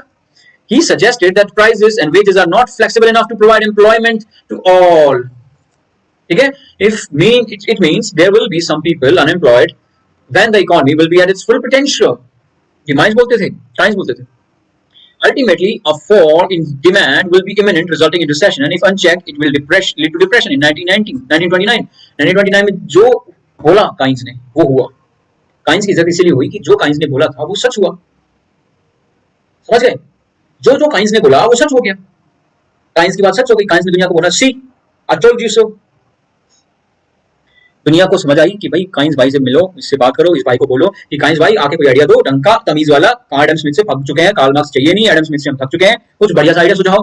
काइंस ने आके बोला देखो स्टेट को कंट्रोल करने तो थोड़ी सी सिचुएशन को, ठीक है, स्टेट कंट्रोल करेगी, स्टेट रेगुलेट करेगी, स्टेट जो काम नहीं करने के होते, जो प्राइवेट कंपनी काम नहीं करना चाहती, कि प्राइवेट कंपनी नहीं चाहती गरीब को एजुकेशन मिले, उसको कोई लेना देना नहीं, उसको चाहिए कुछ स्पेशल लोगों को, मिडिल क्लास वालों को एजुकेशन दो, वो हमारे लिए एम्प्लॉय बन जाएंगे, बस काम खत्म। वो नहीं चाहती गरीब आदमी पढ़े, तो गरीब आदमी पढ़ाने का काम यहाँ पे स्टेट को करना होगा, ये काइंस ने बोला। प्राइवेट कंपनी नहीं चाहती कि वो प्राइवेट हॉस्पिटल नहीं चाहते कि गरीब का इलाज करें, क्योंकि पैसे नहीं गरीब के पास, तो यहाँ पे क्या करना होगा, यहाँ पे सरकारी अस्पताल लगाने होंगे सरकार को, है ना, पब्लिक हॉस्पिटल्स बनाने पड़ेंगे जहाँ पे गरीब आदमी इलाज करा सके। ये काइंस ने कहा, ये इंडिया ने अडॉप्ट किया, ये यूएस ने भी अडॉप्ट किया, यही काम यूएस ने भी अडॉप्ट किया। यूएस ने जब सोचा कि मुझे 1930 के जो ग्रेट डिप्रेशन है 1929 का, मुझे उससे बाहर आना है तो मुझे क्या करना होगा, तो काइंस ने सुझाया कि भाई रेगुलेट करो थोड़ा सा मार्केट को, और इन्होंने किया, इन्होंने गरीब को सिचुएशन में फैसिलिटी देनी शुरू की, इंश्योरेंस देना शुरू किया, हेल्थ केयर देना शुरू किया, एजुकेशन देनी शुरू की, और अमेरिका की इकोनॉमी अगले 10 साल में वापस खड़ी हो गई, और काइंस हो गए अमर इकोनॉमी की दुनिया में, ठीक है। काइंस ने कहा a strong government intervention in the economy to get the economy out of the depression and suggested an increase in government expenditure। discretionary fiscal policy हो, fiscal deficit थोड़ा कम करो, है ना, lower interest rate करो, है ना, cheap money supply दो, लोगों के हाथ में पैसा दो, थोड़ा सा पेंशन दो, थोड़ा सा, है ना, जो किसान सम्मान निधि जैसे भारत देता है अपने बेहतरीन किसानों को, to boost the demand of goods and services as this was the reason behind the depression। ठीक है, काइंस की पॉलिसीज को मान लिया गया, एज इट इज मान लिया गया। काइंस की मानने से क्या हुआ, The government of United States and Europe started producing and supplying some essential goods। जो चीजें सरकार नहीं, प्राइवेट कंपनियां नहीं करना चाहती थी, वो काम सरकार ने करना शुरू किया, ठीक है। कुछ ऐसे सामान बनाए गए जो लोगों के लिए थे, गरीब आदमी के लिए थे, ठीक है। मिनिमम लेवल ऑफ न्यूट्रिशन देना शुरू किया, लोगों को डाइट देनी शुरू की, जो गरीब था, सड़कों पर जो लोग रहते थे उन तक हेल्थ केयर पहुंचाया गया, सैनिटेशन किया गया, उनकी कॉलोनीज का, एजुकेशन दी गई, सोशल सिक्योरिटी सिस्टम डेवलप किया गया उनके लिए। या जो आप देते हो ना प्रोविडेंट फंड, और प्रोविडेंट फंड का जो, एक सेकंड में मैं पैर स्ट्रेच कर लेता हूँ, बैठा हूँ, पैर सो गए मेरे पैरों से दिक्कत है थोड़ी सी, मेरे पैर सो जाते हैं एक टाइम के बाद, पता नहीं बीमारी है क्या, मेरा मैं जो हिस्सा है ना, मैं बैठ ऐसे रख के बैठ गया तो मेरा हाथ सो जाता है, मैं इसलिए मूव करते रहना चाहिए पड़ता है मुझे, ठीक है। तो फिर बाद में इसी जो यूएस ने जो पॉलिसी अपनाई थी 1945 में, उसी पॉलिसी को देख के इंडिया ने भी अपना लिया, यूरोप के बाकी देशों ने भी अपना लिया। तो काइंस भाई की जो पॉलिसी थी मिक्स्ड इकोनॉमी वाली, वो हमने अडॉप्ट कर ली। तो ये जो आप श्रेय देते हो ना पंडित जी को, नेहरू जी को, कि वो मिक्स्ड इकोनॉमी लाए, वो मिक्स्ड इकोनॉमी नेहरू जी नहीं लाए, वो मिक्स्ड इकोनॉमी का जो कॉन्सेप्ट था वो पूरी दुनिया में चल रहा था उस टाइम पे, पूरी दुनिया में चल रहा था मिक्स्ड इकोनॉमी का कॉन्सेप्ट। मिक्स्ड इकोनॉमी कॉन्सेप्ट में अमेरिका तक जैसा देश शामिल हो गया, ब्रिटेन जैसा देश शामिल हो गया, तो इंडिया की औकात क्या थी, इंडिया को भी शामिल होना था, और हो गई बस। नेहरू जी को ये वाला श्रेय नेहरू जी को नहीं जाना चाहिए कि हम मिक्स्ड इकोनॉमी, उन्होंने नेहरू जी ने हमें बनाया, नेहरू जी ने नहीं बनाया, काइंस ने जो प्रिंसिपल दिए थे अमेरिका ने अडॉप्ट कर लिए। जब अमेरिका और यूरोप जैसे बड़े देश कॉन्टिनेंट एक्सेप्ट कर रहे हैं उस पॉलिसी को, तो इंडिया कैसे पीछे रह सकता था। इंडिया को भी लगा कि यार यही कर लेते हैं, क्योंकि कम्युनिज्म तो हम चाहते नहीं थे, डरते थे कम्युनिज्म से, कम्युनिज्म चाहते नहीं थे। कैपिटलिज्म तो हम देख चुके थे क्या हाल करते हैं, कैपिटलिज्म बचा क्या आपके पास, काइनेशियनिज्म बचा, काइनेशियनिज्म हमने अडॉप्ट कर लिया। अब जैसे काइंस थे वेस्टर्न वर्ल्ड में, कैपिटलिस्ट सोसाइटी को आईना दिखाने के लिए वैसे ही डेवलप आए ऑस्कर लैंग। ऑस्कर लैंग भी आए भाई। ऑस्कर लैंग ने एक पॉलिश फिलोसफर थे, कम्युनिज्म के हार्ट में पैदा हुए थे, और उन्होंने आके कहा कि जो भाई ये काइंस कह रहा है सही है। उन्होंने कहा कि कैपिटलिस्ट इकोनॉमी 1950s है ना, वही लैंग ने कहा कि भाई इसको भी हमारे यहाँ भी लागू कर दो। इन्होंने कहा मार्केट सोशलिज्म ले आओ भाई, माफ कर दो कम्युनिज्म वालों, माफ कर दो, मार्केट सोशलिज्म ला दो, बच जाएगी, गिरेगा नहीं यूरोप, जो जो ईस्टर्न ब्लॉक था वो गिरेगा नहीं। किसी ने नहीं माना, सबने हंसी में उड़ा दिया। मैं आपको एक चीज बताता हूँ, यहाँ पे जो कैपिटलिस्ट सोसाइटी होती है ना, उसकी खास बात होती है, वो सुनती है। उसको पता है एग्रेशन कैसे निकलवाना है इसका, वो सुनती है बातें। उन्होंने सुना, माइंड काइंस की बात सुनी, इंप्रूव कर लिया। इसी वजह से देखिए, और जो कैपिटलिस्ट सोसाइटी होती है कभी गिरेगी नहीं, मैं आपको गारंटी देता हूँ। आप अगले 10,000 साल और जिंदा रहो, आपकी पुश्तें जिंदा रहेंगी, आप आज नोट लिख के डालो कि कैपिटलिज्म विल नेवर डाई। और ये बात आप देख लेना, 10,000 साल बाद आपके पड़पोते भी, आप पड़पोते क्या पता नहीं कितने पढ़ चुके होंगे पोते, आप हाँ खुद चेक कर लेना कि क्या हालत हुई कि कैपिटलिज्म जो खत्म नहीं हुआ। कैपिटलिज्म की एक आदत है, ये रिफॉर्म करता है अपने आप को। ये एक ऑटो हीलर सिस्टम है, ये अपने आप को हील कर लेता है, अलग सेंस में ढल जाता है। कम्युनिज्म नहीं ढल सकता, क्योंकि वहां पे जो प्रिंसिपल है ना बहुत हार्ड है, स्ट्रिक्ट है। मैं आपको छोटा सा एग्जांपल देता हूँ। कम्युनिज्म इज लाइक इस्लाम। यहाँ पे एक किताब है, उस किताब में जो लिखा आपको मानना पड़ेगा, उस किताब के बाहर अगर आप जाओगे तो एक्सेप्टेबिलिटी नहीं है। जो कैपिटलिज्म है वो इस्लाम की तरह नहीं, हिंदुइज्म की तरह है। कैपिटलिज्म क्या कहता है, हिंदुइज्म क्या कहता है कि भाई आपको जो मानना मान लो, तुम्हें जो करना है अपनी स्थिति करा, तू जो कर। अब प्रॉब्लम्स है हिंदुइज्म में, कास्ट डिस्क्रिमिनेशन है ना, विमेन एम्पावरमेंट की प्रॉब्लम रही है। अब ऐसे में क्या होता है, ये अपने आप को इंप्रूव करता रहता है।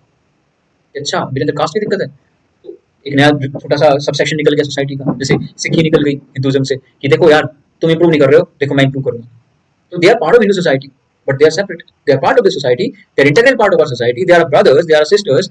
बट उन्होंने कहा कि नहीं बहुत हो गया, ऐसी कबीरपंथी निकले है ना, ऐसी नाथपंथी निकले, ऐसी सोसाइटी बनती गई, लिंगायत भी ऐसे ही हुए। तो ये सोसाइटी में रिफॉर्म आता रहता है इंटरनली। बिश्नोई कम्युनिटी है, वो भी हिंदू है, वो भी उन्होंने भी अपने आप को रिफॉर्म किया ना अंदर से, भाई देखो ऐसे तो नहीं चलने वाला, ऐसे हम कुछ नहीं, स्ट्रक्चर से इंप्रूव करना है, कर लिए ना। तो जो सोशल कैपिटलिज्म की जो थियरी थी, सोशल कैपिटलिज्म जो था, ये हमारा भाई लेके आया काइंस, ठीक है, बुध है। और ये मार्केट कैपिटलिज्म जो है ये लेके आया अपना, आ गया भाई ये रहा ऑस्कर लैंग, ठीक है, ऑस्कर लैंग लेके आए मार्केट सोशलिज्म, ठीक है।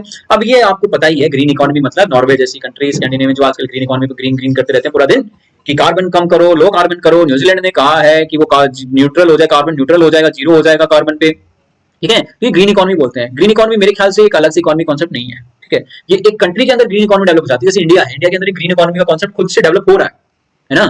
कई सारी कंपनीज वो इन्वेस्ट कर रही हैं, इंडिया खुद इन्वेस्ट कर रहा है आईएसए में, इंटरनेशनल सोलर अलायंस में। तो हम भी ग्रीन इकोनॉमी की तरफ ट्रांजिशन में है, जिस दिन हो जाएगा उस दिन हम पूरी तरीके से ग्रीन इकोनॉमी कहलाएंगे। बस गिग इकोनॉमी क्या है, गिग इकोनॉमी एक नया सिस्टम है जहां पे ओला, उबर जैसी कंपनियों में लोग काम करते हैं, जोमेटो में, स्विगी में काम करते हैं।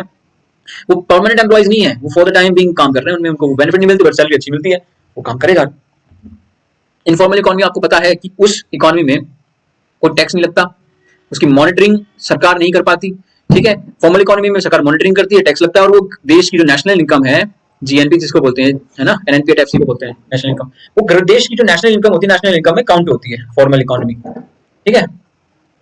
लेकिन आपकी इनफॉर्मल इकोनॉमी नहीं होती काउंट, ठीक है, ये काउंट नहीं होती जीडीपी में, पता ही नहीं चलता हो रही कि नहीं हो रही। जीएसटी जो लाई है मोदी गवर्नमेंट, वो लाई इसीलिए है कि इनफॉर्मल इकोनॉमी को फॉर्मलाइज किया जाए, और काफी हद तक कर पाए हैं, ये काफी हद तक कर पाए, सक्सेसफुल हैं। बट जीएसटी में अभी भी इंप्लीमेंटेशन में थोड़े से फ्लॉ है, बहुत सारे फ्लॉज हैं, धीरे धीरे दूर हो रहे हैं, एक एक करके एक एक करके एक एक करके एक एक करके थोड़ा धीमी रफ्तार से हो रहे हैं। बस शिकायत ये है हमका, ठीक है।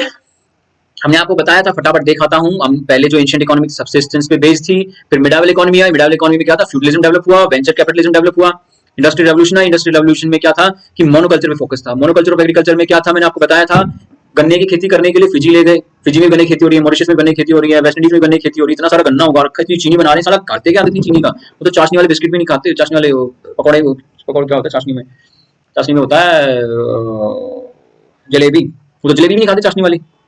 तो चलो ठीक है। फिर आज की तारीख में क्या हो रहा है, जो नई सोसाइटी हमारी आ रही है, जो नई सोसाइटी हमारी डेवलप हो रही है, कंज्यूमर सोसाइटी जो हो रही है डेवलप, वो हो रही है services, finance, technology, the knowledge economy, edtech startups, Byju's, Unacademy, edtech startups, knowledge economy, है ना, technology firms, HCL, Apple, IBM, finance, HDFC bank हो गया हमारा, है ना, केपीएमजीज हो गए, और ये दुनिया भर के इन्वेस्टमेंट बैंकर भी हैं, बॉर्कलेज हाथवेज हैं, ये सब सर्विसेज आपको पता ही है, रिजॉर्ट हो गए, ये सब हो गए, नई नई इकोनॉमी का ट्रांजिशन हो गया हमारा। अब आपको बताते हैं sectors of economy. Primary sector कौन होते हैं? प्राइमरी सेक्टर कौन होते हैं? ये होते हैं रॉ मटेरियल निकालने वाले, जैसे खेती, फार्मिंग हो गई, ठीक है, फिशिंग हो गया, है ना, कोयला निकाल रही है, ठीक है, कुछ है। सेकेंडरी में आ गया, सेकेंडरी में क्या आ गया? सेकेंडरी में आया मैन्युफैक्चरिंग, इलेक्ट्रिसिटी निकाल बना दिया आपने, गैस बना दिया आपने, है ना, कंस्ट्रक्शन कर रहे हो आप किसी चीज का, तो सेकेंडरी में आता है। टर्शरी में क्या आता है? टर्शरी में सेक्टर आता है सर्विसेज, रिटेल कर रहे हो आप, नेशनल सर्विसेज दे रहे हो, आप किसी बैंक में काम करते हो, आप रिलायंस में, जियो में काम करते हो, आप किसी अपोलो हॉस्पिटल में काम करते हो, आप रियल एस्टेट में काम करते हो, है ना, बुर्ज खलीफा बना रहे हो आप, आईटी में हो आप, है ना, इन्फोसिस में हो, टीसीएस में हो। फिर आता है क्वार्टनरी सेक्टर। क्वार्टनरी सेक्टर क्या होता है? बेसिकली एजुकेशन में फोकस करते हैं, पब्लिक सेक्टर फोकस करते हैं, रिसर्च एंड डेवलपमेंट में फोकस करते हैं। वो कंपनी जो एजुकेशन में रिसर्च ला रही है ना, ये क्वार्टनरी सेक्टर में क्या होता है? वो बंदे जो कुछ रिसर्च कर रहे हो ना, ये देखिए क्वार्टनरी सेक्टर, ये तो हमने आपको पढ़ा दिया है ना ऊपर, ये देखिए, a logging company might research ways to use partial burnt wood to be processed so that the undamaged portion of it can be made into pulp for paper. आधी जली लकड़ी को अगर आप रिसर्च करके उसको, जो बाकी बची लकड़ी उसको यूज कर सको पल्प बनाने के लिए पेपर का, तो वाह वाह, इसको क्वार्टनरी इकोनॉमी बोलते हैं। क्वार्टनरी स्टेज ऑफ इकोनॉमी है, सेक्टर ऑफ इकोनॉमी है। देखो यहाँ पे मैं आपको छोटी सी चीज और बता दूं, यहाँ पे मैंने आपको पहले बताई है, कोई भी सोसाइटी जब डेवलप करती है, कहाँ गया, कहाँ गया यार, मैं क्या टैबलेट ही पहली बार यूज कर रहा हूँ, मुझे क्या है, प्रैक्टिस नहीं है, तो माफ कर देना मेरे साथ प्लीज प्लीज। ये प्राइमरी जो थी, मैंने बताया था आपको, जापान का एग्जांपल देते हैं। जापान में एग्रीकल्चर इकोनॉमी थी, फिशिंग करते थे वो, एग्रीकल्चर करते थे, चावल उगाते थे, अपना काम गुजारा बत्ता कर रहे थे। ट्रांजिशन की बारी आई, ट्रांजिशन उन्होंने किया 1850 में इंडस्ट्री में, मिलिट्री इंस्टॉलमेंट्स बनाई उन्होंने, ठीक है। उन्होंने कहा हम ताकत अर्जित करेंगे, हमें ताकतवर बनना है, मिलिट्री में फोकस किया, शिप बिल्डिंग की, टैंक बनाए, है ना, खुद के इन्वेंशन किए, खुद की चीजें बनानी शुरू की, अमेरिका की मदद से, यूरोप की मदद से। मैजी रेस्टोरेशन आपने देखी होगी, पढ़ा होगा, नहीं देखा तो मैं आपको मूवी सजेस्ट करता हूँ, प्लीज देखना, the last samurai, Tom cruise की है, द लास्ट समुराई, बहुत प्यारी पिक्चर है, आपको मेजी रेस्टोरेशन दिखेगा वहां पे। वहां पे जो एम्पर होता है वो मेजी बोलते हैं उसको, ठीक है। वहां उसका जो प्रधानमंत्री होता है ना, उस प्रधानमंत्री को थोड़ा नेगेटिव शेड में दिखाया गया है द समुराई में, द लास्ट समुराई में, कि वो एंटी जापानीज कल्चर है, वो पूरा यूरोपियन रंग में रंगा हुआ है, बट उस बंदे की वजह से जापान वो ताकत बन पाया, तो जापान आज ताकत है। जो समुराय थे वो तलवारों से लड़ते थे, ठीक है, वो शॉर्ट फाइट करते थे, लेकिन उसने कहा, मेजी रेस्टोरेशन के अंदर जो उनका प्रधानमंत्री था, उसने कहा भाई देखो ये कब तक करते रहेंगे हम, एक ना एक दिन तो हमें ट्रांजिशन लेना पड़ेगा, नहीं तो अमेरिका तबाह कर देगा हमें, है ना। तो इसीलिए उन्होंने ट्रांजिशन किया। तो ये मेजी रेस्टोरेशन की जो फिर इंडस्ट्री में डेवलप हो गई है। अब मेजी के बाद क्या हुआ, मेजी के बाद ये सर्विसेज डेवलप हो गई 1970 के बाद, उनकी जो लेबर थी, है ना, महंगी होनी शुरू हो गई, तो जापान से इंडस्ट्री चाइना में शिफ्ट हो गई, है ना। उसके बाद यहाँ सर्विस सेक्टर डेवलप हो गया जापान में, ठीक है। सर्विस सेक्टर के बाद आज की तारीख में वो क्या कर रहे हैं, वो यहाँ है, पार्टनरी स्टेज पर है, ठीक है, ऐसे हुआ, ठीक है। अब आते हैं जीडीपी पे, ठीक है। इतना कर लिया हमने, मेरे को लग रहा है आप बोर हो चुके होंगे, क्योंकि मैं भी थक चुका हूँ, बोलते बोलते मेरा मुंह दुख रहा है। तो मैं आपको छोटी सी और चीज बता देता हूँ, बट फटाफट हो गया, देखो ये इतना बचा है, बस इतना बचा है, दैट्स ऑल हो जाएगा फिर, ओके, बुझे, दैट्स ऑल कर देंगे फिर, ठीक है। अब ये विलियम पैटी नाम का एक भाई था, विलियम पैटी नाम का भाई था, डच था। इसने क्या किया, लैंडलॉर्ड्स के ऊपर अटैक किया, ये कह के कि भाई कॉन्सेप्ट निकाला जीडीपी का कैलकुलेट करने का। इसने कहा यार ये जो हमारे लोग हैं, जो हमारे लैंडलॉर्ड्स हैं, ये साला हमसे इतना टैक्स वसूल रहे हैं, how the bloody hell they do that, इनके गट्स कहां से आए इतना करने के, क्योंकि उन्होंने जीडीपी कैलकुलेट कर लिया इनका, कि यार ये भाई तो इतनी वैल्यू जनरेट कर रहा है, हमारे नाम पे खा रहा है, तुम्हारे नाम पे हमसे प्रोड्यूस करवा रहा है, और खुद इतना खा रहा है और फिर हमसे हमें ही लूट रहा है। तो उसके बाद ये जीडीपी का कॉन्सेप्ट आता है, ठीक है। लेकिन मॉडर्न इकोनॉमी में जीडीपी के कॉन्सेप्ट को डेवलप किया इस भाई ने, साइमन कज़नेट ने, ठीक है, 1934 में। साइमन कज़नेट ने एक अच्छी चीज बताऊं, साइमन कज़नेट ने ही तो जीडीपी का कॉन्सेप्ट दिया, और Simon कज़नेट he warned against it. ये देखो, अगली अपनी रिपोर्ट में साइमन कज़नेट ने ये भी कहा, he warned against it as a use as a measure of welfare. उन्होंने कहा कि जो जीडीपी है आप उसको यूज तो करोगे, मैंने दे दिया आपको, बता दिया जीडीपी कैसे करनी है, लेकिन मत करना क्योंकि आप इसको वेलफेयर ट्रीट करोगे, और जीडीपी वेलफेयर से रिलेटेड नहीं होती। आज इंडिया की जीडीपी कितनी आई है, बट क्या वेलफेयर हो रहा है उतना लोगों का, हमारे नहीं हो रहा ना, गरीब है बहुत सारे लोग, 30% की आबादी गरीब है भारत की। अगर आप पैमाना पैमाना थोड़ा सा चेंज करो ना, तो भारत में ऑलमोस्ट 50% लोग गरीब है ना। और अगर आप सिंगापुर या अमेरिका के हिसाब से गरीबी चेक करने लग जाओ ना, तो दोस्त 70% लोग गरीब है ठीक है। अभी ब्रेटन वुड कॉन्फ्रेंस में भाई आया Simon Kuznets, GDP became the main tool, यहाँ से इन्होंने जीडीपी को मेन टूल बना दिया। ब्रेटन वुड कॉन्फ्रेंस हुई थी, वर्ल्ड बैंक बना था, आईएमएफ बना था, जीएटीटी गैट बना था, है ना, ये शुरू हो गया। तो यहाँ पे ब्रेटन वुड कॉन्फ्रेंस में कज़नेट ने बोल दिया 1944 में, भाई जीडीपी करो एक्सेप्ट, जीडीपी को कर लिया एक्सेप्ट, ठीक है। At the time GNP was the preferred estimate. अब उस टाइम पे जीएनपी कैलकुलेट करते थे सब, ठीक है। जीएनपी में क्या होता है, आप विदेश में भी जो कमा रहे हो पैसा वो भी इंक्लूड हो जाता है। जीडीपी में क्या होता है, आपकी चार दीवारी के अंदर आप जितना कमा रहे हो, चार दीवारी मतलब ये इंडिया है अपना, ये इंडिया है अगर अपना, अरे यार ये तो इंडियन सबकॉन्टिनेंट बना के, चलो मान लेते हैं, अपना ही मान लो पूरा, ये इंडियन सबकॉन्टिनेंट है। आप इसकी चार दीवारी में जितना भी आप कमा रहे हो ना, प्रोडक्शन कर रहे हो, चाहे बाहर की कंपनी कर रही हो, चाहे देशी कंपनी कर रही हो, अगर इस चार दीवारी के अंदर आप कुछ भी प्रोड्यूस कर रहे हो ना, वो आपकी जीडीपी में कैलकुलेट होगा। ठीक है। जीएनपी में क्या होगा, जीएनपी में मान लीजिए अमेरिका है, अमेरिका के अंदर अपनी जो प्रियंका बहन है, प्रियंका चोपड़ा जी, प्रियंका चोपड़ा फिल्में कर रही हैं, इंडिया में पैसा भेजती हैं वो, तो वो भी कैलकुलेट हो जाएगा जीएनपी में। क्या प्रियंका दीदी पैसा भेजेंगी, वो कैलकुलेट कर लेंगे हम जीएनपी में, लेकिन जीडीपी में नहीं करेंगे ना। जीडीपी में तो हम सिर्फ वही करेंगे ना जो हमारे यहाँ पैदा होता है, हमारा पैदा कहाँ होता है, जो भी हम पैदा करते हैं। ठीक है। लेकिन क्या हुआ, ठीक है, लेकिन इसको स्विच क्यों किया गया, जीएनपी से जीडीपी पे क्यों गए, क्योंकि दुनिया का जो पापा है, जो वर्ल्ड का पापा है, ये यूएस, ये साला यूएस, ये जो, माफ करना गाली निकल गया रे, ये माफ कर देंगे ना, गाली निकल गया मुझसे यार, क्या करे, ब्लंडर हो गया, पूरा बवंडर हो गया, दिमाग सन गया मेरा, मैं पानी पीना पड़ेगा मुझे।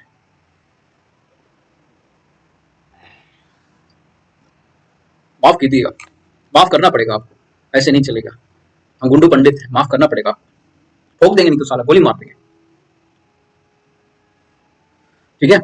The switch from GNP to GDP in the United States was in 1991। ठीक है। 1991 में क्या हुआ कि जो यूएस था, जो दुनिया का पापा बोलते हैं यूएस को, अंकल सैम, यूएस ने डिसाइड किया कि भाई मैं जीएनपी से जीडीपी पे आ रहा हूँ, बस। तो फिर क्या था, अमेरिका जैसा देश महा बोल दे कि चलो यार जीएनपी क्या भाड़ में, जीडीपी करेंगे, चलो आज से जीडीपी, तो जीडीपी अपने आप वर्ल्ड वाइड हो गई। ये होती है ताकत, साला ये होती है ताकत।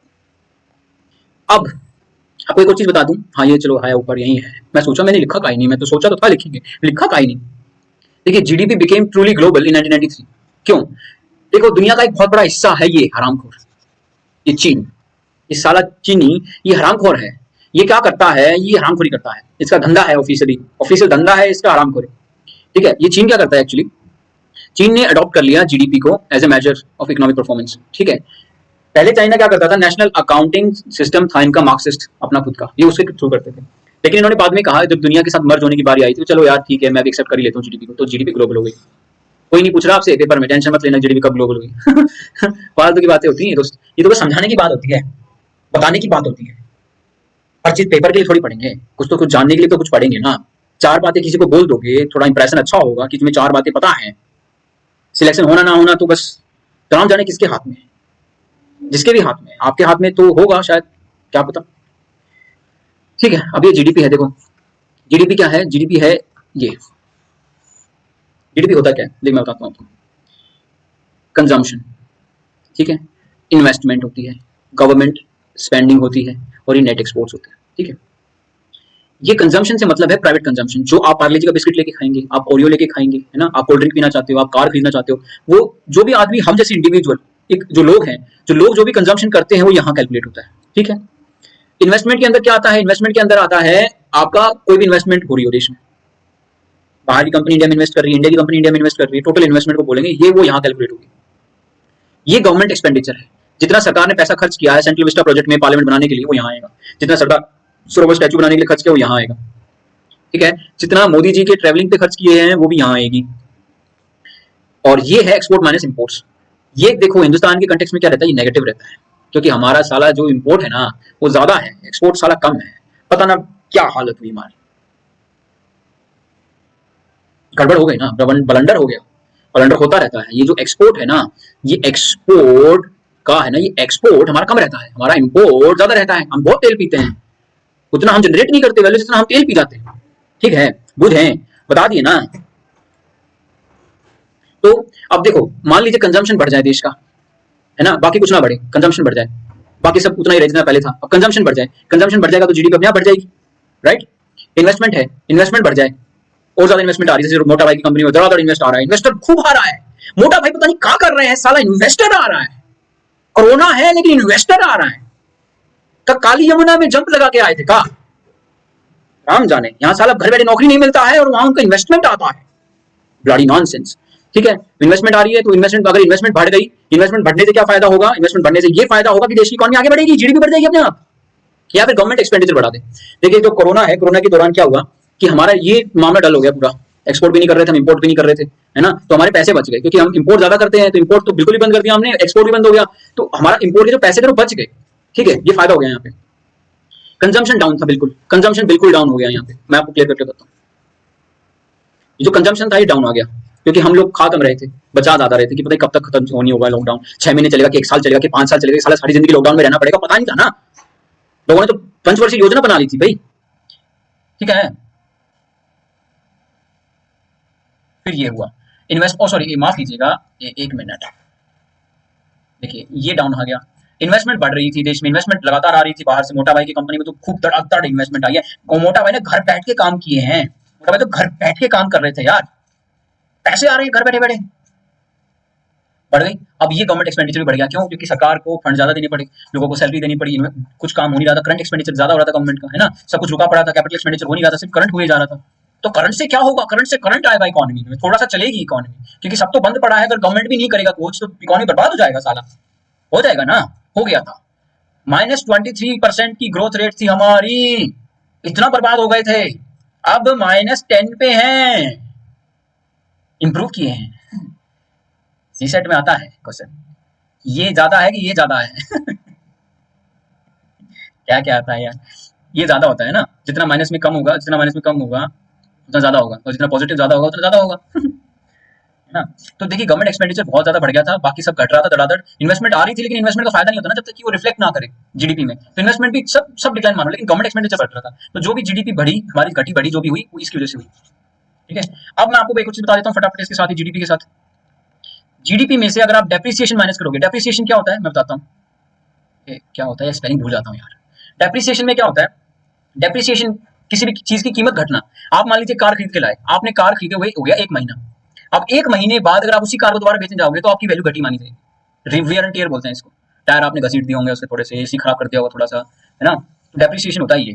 तो जीडीपी में से अगर मान लीजिए आप ये ग्रोस में से, देखिए एक चीज याद रखिएगा, हमेशा एक फॉर्मूला याद रखिएगा, ग्रोस में से अगर आप कभी भी डेप्रिसिएशन माइनस कर देंगे तो हमेशा नेट आ जाएगा, ठीक है, ये याद रखना, ये गांठ बांध लो, ये ग्रॉस में से कभी भी आप डेप्रिसिएशन माइनस करेंगे तो नेट आएगा, ठीक है, समझ गए ना, समझना है बस, ठीक है। तो ये एनडीपी है, एनडीपी मतलब जीडीपी में से डेप्रिसिएशन माइनस करके नेट डोमेस्टिक प्रोडक्ट आ गया। अब आपको आते हैं जीएनपी पे, हमने देखा था ना जीएनपी, अमेरिका पहले जीएनपी कैलकुलेट करता था, तो जीएनपी होता क्या, हम आपको बताते हैं जीएनपी क्या होता है। जीएनपी होता है money coming into India from outside world minus money flowing outside from India, वो पैसा जो बाहर जा रहा है इंडिया के और वो पैसा जो बाहर से आ रहा है, ये हमेशा नेगेटिव रहता है इंडिया में, क्योंकि हमारे यहाँ से जो बाहरी जो कंपनियां हैं वो इंडिया आती हैं, इंडिया से कमाती हैं पैसे, बाहर ले जाती है प्रॉफिट में, ठीक है, वो ज्यादा पैसे लेके जाती है, बशर्ते कि जितने बाहर से लोग हमें कमा के भेज रहे हैं, रेमिटेंसेस जो हमारे लोग भेजते हैं दुबई से, सिंगापुर से, अमेरिका से, कनाडा से, वो रेमिटेंसेस कम पड़ जाती हैं उससे, उस पैसे के जो हमारी जो अमेरिकन कंपनियां यहाँ से कमा के बाहर ले जाती हैं, ठीक है। जीएनपी का एक फॉर्मूला ये है आपके सामने, ध्यान से देखिए, GNP equals to GDP plus net factor income from abroad, net factor income from abroad ये ऊपर वाला, क्या ये हमेशा नेगेटिव रहेगा, तो मान लीजिए जीडीपी है आपका देश का 10, ठीक है, प्लस में मैंने नेगेटिव बोला है net factor income from abroad, net का मतलब total, net factor income abroad आपकी है 1 माइनस में, तो आपकी जीएनपी कितनी होगी, माइनस प्लस माइनस ये होगी 9, तो आपकी जो जीएनपी है वो हमेशा नेगेटिव रहेगी, सॉरी कम रहेगी जीएनपी से। ये क्वेश्चन बनता है, यूपीएससी में बन भी चुका है कि India GDP is always greater than our GNP, ठीक है, सही बात है, सही है ना, क्योंकि हमारी जीडीपी जो है वो हमेशा ग्रेटर है जीएनपी से, क्योंकि हम हमारे यहाँ से जितने बाहर के लोग, विदेशी लोग जितना कमा के ले जाते हैं उतना हमारे लोग नहीं ला पाते, ठीक है। यहाँ भी हमने वही किया, नेट एनएनपी था, नेट नेशनल प्रोडक्ट, एनएनपी में से जीएनपी में से हमने डेप्रिसिएशन माइनस कर दिया तो नेट आ गया, एनएनपी आ गया, बस। एनएनपी एट फैक्टर कॉस्ट, ये देखो NNP at factor cost is considered as national income. जब हम कहते हैं देश की नेशनल इनकम क्या है, उसका मतलब ये है, नेशनल इनकम का मतलब ये है कि हम बात कर रहे हैं एनएनपी एट एफसी, ठीक है। अब फैक्टर कॉस्ट का भी बता देता हूँ, फैक्टर कॉस्ट का मतलब क्या होता है, फैक्टर कॉस्ट देखो, फैक्टर कॉस्ट मतलब जो फैक्ट्री के अंदर बनाने में जो खर्चा आया। अब आप एक बात बताओ, फैक्ट्री में आपके ऊपर इंडायरेक्ट टैक्स थोड़ी लग रहा है, फैक्ट्री के अंदर सामान है, इंडायरेक्ट टैक्स थोड़ी लग रहा है, तो जो मार्केट प्राइस होता है ना, उसमें इंक्लूड होती है इनडायरेक्ट टैक्स, लेकिन फैक्टर कॉस्ट में इंक्लूड नहीं होता इंडायरेक्ट टैक्स, है ना, तो बस फैक्टर कॉस्ट के अंदर इंडायरेक्ट टैक्सेस नहीं होते, ठीक है। हमने देखा अब रोल ऑफ स्टेट क्या है इकोनॉमी के अंदर, हम आखिरी पॉइंट है, देख लो फटाफट, सोने की जरूरत नहीं है, मैं इतना बुरा पढ़ा रहा हूँ क्या कि तुम्हें नींद आ रही है। कैपिटलिस्ट इकोनॉमी में क्या है, the state act as the facilitator and protector. Capitalist economy में क्या होता है, जो स्टेट होता है ना वो फैसिलिटेटर और प्रोटेक्टर होता है, ठीक है, ये बंदा ये रोल प्ले करता है फैसिलिटेटर का और प्रोटेक्टर का। प्रोटेक्टर कैसे? मान ले बाहर के लोग हमला करने आ गए तो कौन बचाएगा कैपिटलिस्ट को?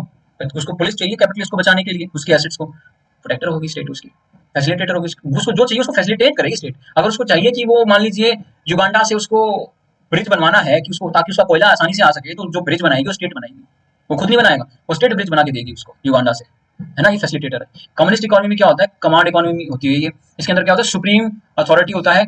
जो कम्युनिस्ट गवर्नमेंट होती है, जो स्टेट होता है, वो सुप्रीम अथॉरिटी होती है। वो बताएगी कि क्या प्रोड्यूस करना है। मैंने बताया ना, वो बताएगी आप क्या पहनोगे, वो बताएगी आप क्या खाओगे, वो बताएगी आप क्या सोचोगे, वो सब बताएगी आपको।